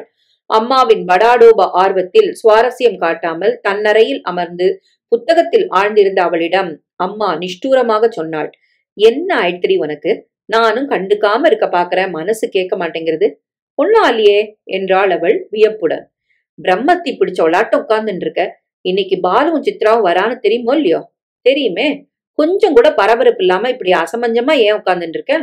எதுக்கு பரபரக்கணும்னு எனக்கு புரியலம்மா. பாலு அன்னையமாயிட்டானா அதுக்குள்ள? நம்மாத்து பிள்ளை தானே. ஆனாலும் உனக்கு ரொம்ப ராங்கித்தனம். அந்த பொண்ணு மேல உனக்கு என்ன இப்படி ஒரு துவேஷம்னு என்னால புரிஞ்சிக்கவே முடியல. இனிமே அவ நம்மாத்து பொண்ணு. அம்மாவின் முகம் போன போக்கை பார்த்து அவள் திடுக்கிட்டாள். அம்மா, நீ ரொம்ப பெரிய வார்த்தைகளை தான் சொல்ற. எனக்கு யார் மேலேயும் துவேஷம் கிடையாது. உன்னோட ஆரத்தி சுத்த வருவேனோ இல்லையோன்னு தானே கவலைப்படுற. சித்ரா வரட்டும், நானும் உன்னோட நிப்பேன், கவலைப்படாத. கொஞ்சம் வீட்டையெல்லாம் ஒழுங்குபடுத்தி வைக்க கூடாதா என்றாள் அம்மா சற்று இறங்கிய குரலில். வீடெல்லாம் ஒழுங்கத்தான் இருக்கு. பாலுவை பிடிச்சு கல்யாணம் பண்ணிடவன்னா இந்த வீட்டையும் அவளுக்கு பிடிக்கணும். சித்ராவுக்காக இந்த வீட்டோட முகத்தை மாத்த முடியாது. எல்லாத்துக்கும் வெதண்டாவாதம் பண்ணு என்று கோபத்துடன் இறைந்தபடி அம்மா உள்ளே சென்றதை பார்க்க அவளுக்கு எரிச்சல் ஏற்பட்டது. பாலுவுக்கு கல்யாணம் நிச்சயமானதிலிருந்து அம்மாவுக்கு அவளது பேச்சுக்கெல்லாம் கோபம் ஏற்படுகிற மாதிரி இருந்தது. அலங்கார பூச்சில்லாத அவளது முகத்தையும் வெற்று கழுத்தும் எளிய உடையுமான அவளது தோற்றத்தையும் காண காண அம்மாவின் ஆத்திரம் அதிகமாவதாக தோன்றிற்று. உனக்கு ஏன் இப்படி ஒரு துவேஷம்? வார்த்தைகள் மீண்டும் மீண்டும் நினைவை சலனப்படுத்த அவள் அதிர்ந்தாள். வாஸ்தவத்தில் நம்முள் இருப்பது துவேஷம்தானா? கோபத்திற்கும் துவேஷத்திற்கும் வித்தியாசம் இல்லையா? இனிமே அவ நம்மாத்து பொண்ணு. அவள் சட்டென்று உலுக்கப்பட்டவள் போல் நிமிர்ந்து உட்கார்ந்தாள். இந்த உண்மையை மறுக்கவோ புறக்கணிக்கவோ இனிமேல் முடியாது என்று தோன்றிற்று. சித்ராவின் பழைய சரித்திரத்தை நினைத்து கோபப்படுவதில் ஏதும் லாபமே இல்லை என்று அவள் தனக்குள் சொல்லிக் கொண்டாள். நியாயம் கூட இல்லை. பாலு அவளுடன் சந்தோஷமாக இருக்க வேண்டும் என்பதுதான் முக்கியம். எத்தனையோ பெண்கள் கல்யாணத்துக்கு ஏக அசட்டுத்தனங்கள் செய்கிறார்கள். கல்யாணத்துக்கு பிறகு சதி சாவித்திரிகளாக மாறுவதை அவளே கவனித்து வியந்திருக்கிறாள். சித்ராவும் மாறலாம். கல்யாணத்திற்கு முன் அவள் எப்படி இருந்தாலும் நமக்கு என்ன வந்தது? கற்பை பற்றி எந்தவித கட்டுப்பட்டித்தனமான எண்ணங்களும் எனக்கு கிடையாது என்று திரும்ப திரும்ப தன்னை சமாதானப்படுத்திக் கொண்டாள். இனிமேல் அவள் பாலுவிடம் ஒழுங்காக உண்மையான பிரியத்துடன் இருந்தால், அவனை சந்தோஷமாக வைத்தால். மாலு, பாடி, கார் சத்தம் கேட்கிறது. அவள் புதிய உற்சாகத்துடன் எழுந்தாள். சித்ரா வீட்டு கார் வாசலில் நின்றிருந்தது. அதிலிருந்து பாலு மட்டும் இறங்கினான். ஆரத்தி தட்டை கையில் வைத்துக் கொண்டு நின்றிருந்த அம்மா ஏமாற்றத்துடன் பார்வையை துழாவியபடி கேட்டாள், சித்ரா எங்க பாலு? பாலு அவளை நேரிடையாக பார்க்காமல் சாமானை காரிலிருந்து எடுக்கிற பாவனையில் தலையை குனிந்தபடி சொன்னான். அவளோட அப்பா வீட்லயே ஏதோ அவசர வேலை இருக்குன்னு வழியில இறங்கிட்டாள். அம்மாவின் முகம் சட்டென்று சுரத்தில்லாமல் தொங்கி போயிற்று. என்னடா பாலு இது என்றாள் மனத்தாங்களுடன். அவ வரப்போறான்னு ஆசையா நாங்க காத்துட்டு இருக்கோம். இங்க வந்து குளிச்சுட்டு சாப்பிட்டுட்டு போப்படாதோ? ஏதோ முக்கியமான வேலைன்னு சொல்றேனா இல்லையா? சுளீர் என்று வந்த துவனியில் அரண்டு நின்ற அம்மாவிடம் மாலு சமாதானமாக, ஏம்மா, பாலு தனியா இருந்தானே, ஆரத்தி எடுக்கலாம் இல்லையா? அவளை பார்க்கவே தைரியம் இல்லாதவள் போல் அம்மா தலையை குனிந்தபடி, எடுக்கலாம் வா என்றாள். அவர்கள் ஆரத்தி எடுக்கும்போது அப்பா உள்ளே இருந்து வந்தார். என்ன இவன் தனியா நிக்கிறான்? சித்ராவுக்கு ஏதோ அவசர வேலை இருந்துதான் பிறந்தாத்துல, அப்புறம் வருவா என்றாள் அம்மா முந்திக் கொண்டு. சரிதான் என்று அப்பா சுலபமாக சமாதானமாகி போனார். பாலு வழக்கம் போல் பாட்டு பாடிக்கொண்டு குளித்தான். ரேழியில் இருந்த ரசம் போன்ற கண்ணாடியில் தலைவாரி கொண்டான். சித்ராவை பற்றின உண்மை இவனுக்கு தெரிந்தால் இந்த கண்ணாடியைப் போல் இவனும் சுக்கலாகி போவான் என்று மீண்டும் மீண்டும் மனதில் ஏற்பட்ட கலவரத்தை விரட்ட மாலு முயற்சிக்கையில் அம்மா பாலுவிடம் பழைய சகஜத்துடன் பேசினான். 4 நாள் முன்னால உங்க மாமனார் வந்திருந்தார் பாலு. நீ வேலை பார்க்கிற ஃபேக்டரி பக்கத்திலேயே சௌகரியமா பெரிய வீடு பார்த்திருக்காராம். நீங்க எல்லாரும் அங்க ஷிஃப்ட் பண்ணிடலாம், நல்ல நாள் பாருங்கன்னார். தலையை வாரி கொண்டிருந்த பாலுவின் கை சற்று தயங்கி நின்றதை மாலு கவனித்தாள். அம்மா எதையும் கவனிக்காமல் தனது வெகுளித்தனத்துடன் தொடர்ந்தாள். எல்லாரும் சேர்ந்து இருந்தா நன்னாதான் இருக்கும். புறாக்குண்டு மாதிரி இந்த வீடு. சித்ரா வந்தாலும் போராதுதான். நல்ல ஏற்பாடுன்னு எனக்கும் தோணித்து. பாலு கண்ணாடியில் தன் உருவத்தை பார்த்து கொண்டே சொன்னான். அப்பாவுக்கும் மாலுவுக்கும் ரொம்ப தூரமா இருக்கும் அந்த வீடு. ஆபீஸுக்கும் JNUவுக்கும். ஆர்வத்துடன் ஆரம்பித்திருந்த அம்மாவின் முகம் சற்று இறங்கிற்று. அதான் மாலுவும் சொல்றா, நீ வேணா போய் அங்க இரு, நானும் அப்பாவும் இங்கே இருக்கோங்கிறா. நன்னா இருக்கே, இவாளை விட்டுட்டு நீ எப்படி வருவ? அம்மாவின் முகபாவத்தை பார்க்க தைரியம் இல்லாமல் மாலு பேப்பர் படிக்கும் பாவனையில் ஆழ்ந்தாள். அம்மாவின் குரல் தயக்கத்துடன் வெளிப்பட்டது. சித்ராவும் சிறுசுதானே, தாயில்லாத பொண்ணு வேற, நம்மாத்து சமையல் வழக்கம் எல்லாம் சொல்லித்தரணும். பெரியவா இங்கே இருக்கோமே, குடுத்தனத்தை ஆரம்பிச்சு வைக்கலாம்னு நினைச்சேன். பாலுவின் குரலில் மெல்லிய எரிச்சல் தென்பட்டது. இந்த சம்பிரதாயம் எல்லாம் வாண்டாமா. எங்க உலகத்தோட சம்பந்தமில்லாத ஒரு உலகத்துல நீ உட்கார்ந்துருக்க. சித்ரா சமைக்க போறதில்ல, அவாத்துல 2 சமயக்காரா இருக்கா, ஒருத்தர் எங்களோட வரப்போறார். மாலு சட்டென்று அம்மாவை நிமிர்ந்து பார்த்தாள். அம்மாவின் தாடை விழுந்து போயிருந்தது. கண்கள் மெலிதாக அதிர்ச்சியில் அகன்று புருவங்கள் உயர்ந்திருந்தன. நீர் துளும்ப பார்த்ததை உள்ளுக்குள் இழுத்துக்கொண்டு சமாளிக்கிறாள் என்று தெரிந்தது. நாட்டுப்பெண் வரப்போகிறாள் என்று அம்மா ஆசையாக செய்த விருந்தை அவளும் பாலுவும் மௌனமாக சாப்பிட்டார்கள். அவளுடன் பேச இப்பொழுது பாலுவுக்கு விஷயங்களே இல்லாமற் போனா மாதிரி இருந்தது. அவன் சாப்பிட்டு எழுந்ததும் அம்மா சமையல் அறையிலிருந்து எட்டி பார்த்து சொன்னாள், சாயந்தரம் சித்ராவை அழிச்சுன்னு வந்துரு பாலு, பார்க்கலாம் என்று பாலு பட்டுக்கொள்ளாமல் சொல்லிவிட்டு ஆபீஸுக்கு கிளம்பினான். அவளை பார்க்க தைரியம் இல்லாதவள் போல் அம்மா தனக்குள் பேசிக்கொண்டாள். என்னமோ எனக்கு அஞ்ஞானம். காலேஜுக்கு கிளம்பி கொண்டிருந்த மாலுவுக்கு காரணம் புரியாமல் சுரீர் என்று ஆத்திரம் வந்தது. அஞ்ஞானப்படு, நீதான் கஷ்டப்பட போற, யாரும் மாற போறதில்ல. அம்மாவை தன் வார்த்தைகள் புண்படுத்தி இருக்கும் என்று பிறகு பரிதாபம் ஏற்பட்டது. சித்ரா அன்றும் வரவில்லை, பிறகும் வரவில்லை. பாலுவை தவிர வேறு யாரும் தன்னை சேர்ந்தவர்களாக அவள் நினைக்கவில்லை என்று தெளிவாக தெரிந்தது. அம்மாவின் ஜாடை மாடை அங்கலாய்ப்பின் விளைவாய் புதிய வீட்டிற்கு சென்றதும் ஒரு விருந்தாளியை அழைத்து கொண்டு போவது போல் பாலு அப்பாவையும் அம்மாவையும் அழைத்து கொண்டு போய் வீட்டை காண்பித்து கொண்டு விட்டான். அம்மாவின் மனத்தாங்கல் எல்லாம் நிமிஷமாய் மறைந்து போயிற்று. அடுத்த 1 வாரத்துக்கு மாட்டுப்பெண் தங்களுக்கு செய்த உபச்சாரத்தையும் வீட்டை அலங்கரித்து இருந்த நேர்த்தியையும் சொல்லி சொல்லி சந்தோஷப்பட்டாள். பாலு கிளம்பி போய் 3 மாதங்கள் ஆகிவிட்டன. சித்ரா இன்னும் ஒரு முறை கூட இந்த வீட்டுக்கு வரவில்லை என்னும் ஆதங்கம் அம்மாவின் பேச்சுக்கிடையில் வெளிப்பட்டாலும், செல்லமா வளர்ந்த பொண்ணு, பாவம், தாயில்லா பொண்ணு வேற, அதுக்கு என்ன தெரியும் என்று அம்மா அவசரமாக சமாதானப்படுத்தி கொண்டாள். எங்கேயோ குழந்தை சௌக்கியமா இருந்தா சரி. கிட்டத்தட்ட இதே பாணியில் இன்னும் அம்மா எந்த காரணத்திற்கோ தனக்குள் புலம்பி சமாதானமாகி கொண்டிருந்த போது அவள் காலேஜுக்கு புறப்பட்டாள். முணுக் முணுக்கென்று ஒரு கேள்வி உள்ளுக்குள் அரித்தது. எங்கேயோ சௌக்கியமா இருந்தா சரி. பாலு சந்தோஷமாக இருக்கிறானா? சந்தோஷமாக இல்லாவிட்டாலும் தன்னிடம் அதை தெரிவிப்பானா? அன்று பிற்பகல் சாப்பாட்டிற்கு பிறகு திலீப் பானர்ஜியுடன் பேசியபடி புல்வெளியில் அவள் நடந்து கொண்டிருக்கையில் மாலு என்று உரக்க கேட்ட குரலை உணர்ந்து அவள் வியப்புடன் திரும்பி பார்த்தாள். பாலு அவளை நோக்கி கையை அசைத்துவிட்டு விரைந்து வந்து கொண்டிருந்தான். குபீரென்று பழைய உத்வேகத்துடன் அவளுள் உற்சாகமும் சந்தோஷமும் பரவிற்று. சின்ன பெண்ணை போல் கையசைத்து ஹாய் என்றாள். பாலுவின் உருவம் கிட்டத்தட்ட நெருங்கியதும் திடுக்கிட்டாள். அதில் தெரிந்த வாட்டத்தை கண்டு தன் வியப்பை மறைத்து கொண்டு அவள் தன் சுபாவிக பளிச் புன்னகையை காட்டி முன்னால் நகர்ந்து ஹாய் பாலு என்றாள். என்ன இந்த பக்கம் திடீர்னு என்று கூறிவிட்டு பக்கத்தில் திலீப் இருப்பது ஞாபகம் வந்து இருவரையும் அறிமுகப்படுத்தினாள். 1 நிமிடம் மேலோட்டமாக பேசிவிட்டு திலீப் கிளம்பினான், தனக்கு வகுப்பு இருக்கிறது என்று. வா, நடந்துட்டே பேசுவோம். என்ன சமாச்சாரம் சொல்லு. வீட்டு பக்கம் வந்து ரொம்ப நாளாச்சே நீ. ஆபீஸ்ல வேலை ஜாஸ்தி மாலு என்றான் அவன், ஆகாயத்தையும் அங்கங்கே தென்பட்ட மாணவ மாணவிகளையும் ஆராய்ந்தபடி. அவனை கூர்மையாக கவனித்தபடி மாலு சொன்னாள், பார்த்தா உடம்பு சரியில்லாத மாதிரி இருக்க. அவன் அவளை பார்க்காமல் எங்கேயோ பார்த்தான். உடம்புக்கு ஒண்ணும் இல்ல, பின்ன ஏதாவது சமாச்சாரம் இல்லைன்னா வேலை மெனக்கட்டு இத்தனை தூரம் என்னை தேடிண்டு JNUக்குள்ளேயே நுழைஞ்சிருக்க மாட்ட. என்னவோ எனக்கே ஒன்னும் புரியல மாலு என்றான் அவன் சோர்வுடன். மனுஷ சுபாவத்தை புரிஞ்சுக்கிற சக்தியே எனக்கு இல்லையோன்னு இப்ப பயமா இருக்கு. அவனுடைய குரலில் இருந்த அயர்வு அவளை உலுக்கிற்று. என்ன சமாச்சாரம் பாலு? அவனுடைய முகம் லேசாக சிவந்து உணர்ச்சி வசப்பட்டிருந்தது. சித்ராவிடம் இவன் மாட்டிக்கொள்வதற்கு முன் தங்கள் இருவருக்கும் இடையே இருந்த நெருக்கம் அவளுக்கு நினைவுக்கு வந்தது. இப்பொழுது அவன் நின்ற நிலையும் தெரிவித்த வருத்தமும் கிட்டத்தட்ட அந்த பழைய நாளைய நெருக்கம் போல் நிலைமை ஏற்பட்டது. கல்யாணத்துக்கு முன்னாடி நீ செஞ்ச எச்சரிக்கை எல்லாம் சரியானதுதான் தோன்றது மாலு. அவள் பதில் பேசாமல் குனிந்த பார்வையுடன் நடந்தாள். ஒரு சின்ன வார்த்தை பதிலுக்கு சொன்னாலும் அவன் வெடித்து விடுவான் என்று தோன்றிற்று. அவங்களோட பார்வையும் வாழ்க்கை முறையுமே வித்தியாசமானது என்றான் ஆங்கிலத்தில் அவன் தொடர்ந்து.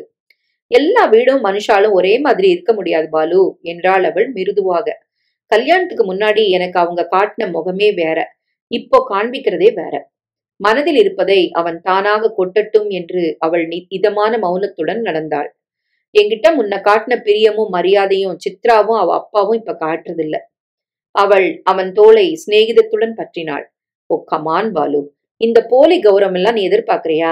அந்த வீட்டை சேர்ந்தவனா நீ போனப்புறம் வெளி மனுஷனை நடத்துற மாதிரி செயற்கையா நடத்தணும்னு எதிர்பார்க்கறியா? வீட்டை சேர்ந்தவனாட்டமா நடத்தினா என்ன குறை?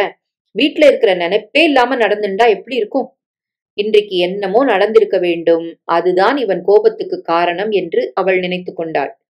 சித்ரா செல்லமா வளர்ந்த பொண்ணு பாலு, அம்மாவும் இல்லாம வளர்ந்தவோ, யாரும் கண்காணிக்க வீட்டுல இல்லாதனால தான் இஷ்டப்படி இருந்து பழக்கப்பட்டவோ. அதை நீ புரிஞ்சுண்டு அட்ஜஸ்ட் பண்ணிக்க கத்துக்கணும். எனக்கு பொறுமை போயிடும் போல இருக்கு மாலு. ஒரு நாள் கூட நான் ஆபீஸ் போறதுக்குள்ள எழுந்திருக்கிறது இல்ல. ஆபீஸ்ல இருந்து திரும்பும் போது வீட்டுல இருக்கிறது இல்ல. பணக்காரினா என்ன, ஒரு அடிப்படை இங்கிதம் வேண்டாமா? இஷ்டப்பட்டு தானே என்ன கல்யாணம் பண்ணிண்டா. இதற்கு என்ன பதில் சொல்வதென்று அவள் திகைத்தாள். நமிதா குப்தாவின் வார்த்தைகள் ஞாபகத்துக்கு வந்தன. மறுபடியும் அடிவயிற்றில் ஒரு சங்கடம் ஏற்பட்டது. அதனாலதான் அம்மாவை ஆரம்பத்துல இருந்து அந்த வீட்டுக்கு வந்து இருக்க வாண்டான்னு கட் பண்ணிட்டேன்.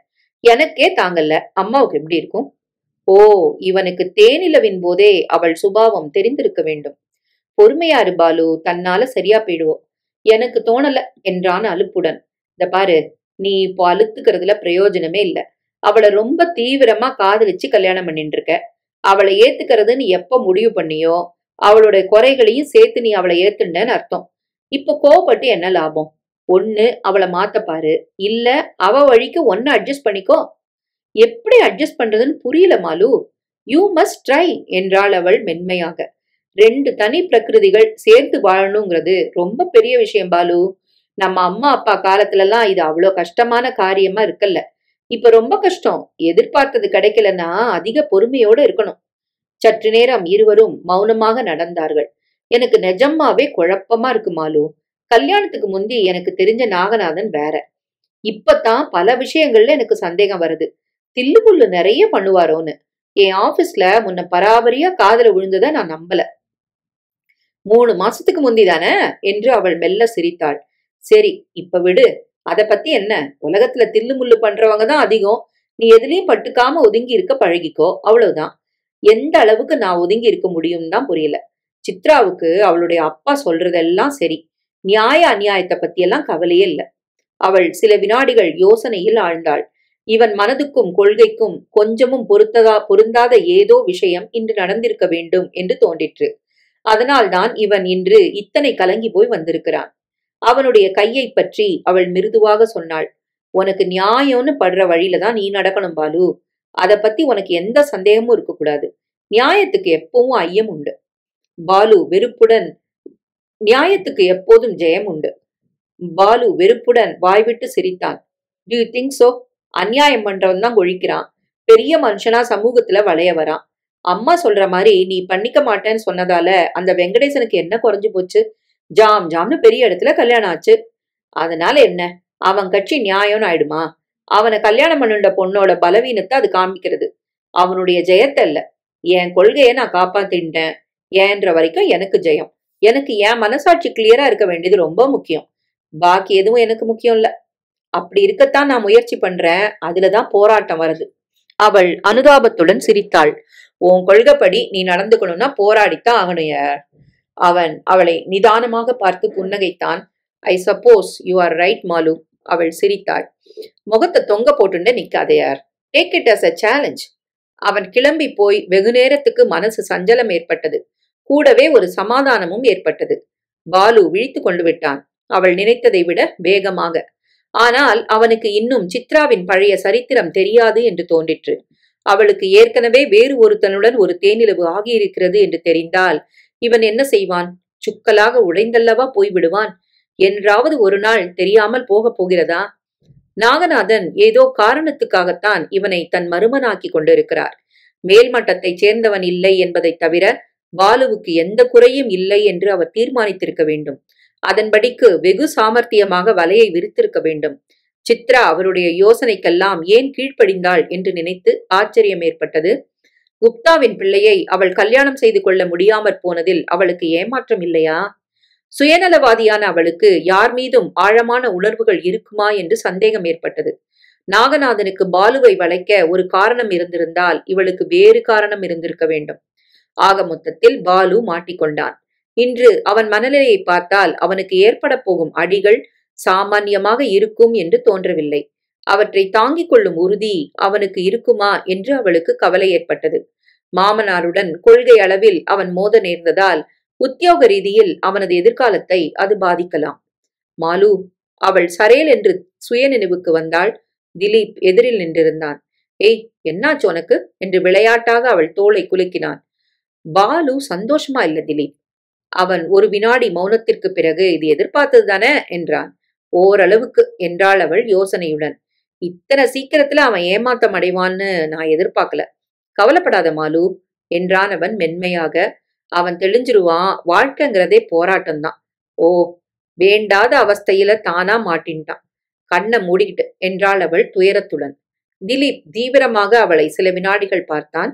எந்த நேரமும் இவனது மிருதுவான மெல்லிய அதரங்களில் புன்னகை மலர்ந்திருப்பதை அவள் கவனித்தாள். முக்காவாசி கல்யாணங்கள் தப்பானதுதான் மாலு. ரொம்ப சில திருமணங்கள் தான் வெற்றி அடையுது. அவள் விளையாட்டாக சிரித்தாள். உன் திருமணம் வெற்றிகரமா இருக்கும், கவலைப்படாத. எப்படி சொல்ற? அவன் குரலில் ஒரு அசாதாரண ஆர்வம் தொனித்தது. நீ பாலு மாதிரி தப்பு பண்ண மாட்ட. உனக்கு ஏத்த பொண்ணாதான் தேர்ந்தெடுப்ப. அவனுடைய அதரங்களில் இருந்த புன்னகை சற்று பெரிதாய் விரிந்தது. வரிசை பற்கள் மீசைக்கடியில் பளீர் என்று மின்னின. நான் தேர்ந்தெடுத்துட்ட மாலு என்றான். அவள் புருவத்தை உயர்த்தி தனது சுபாவீக நிர்மல சிரிப்பு சிரித்தாள். கங்க்ராட்ஸ் யார் என்றாள் வெகுளியாக.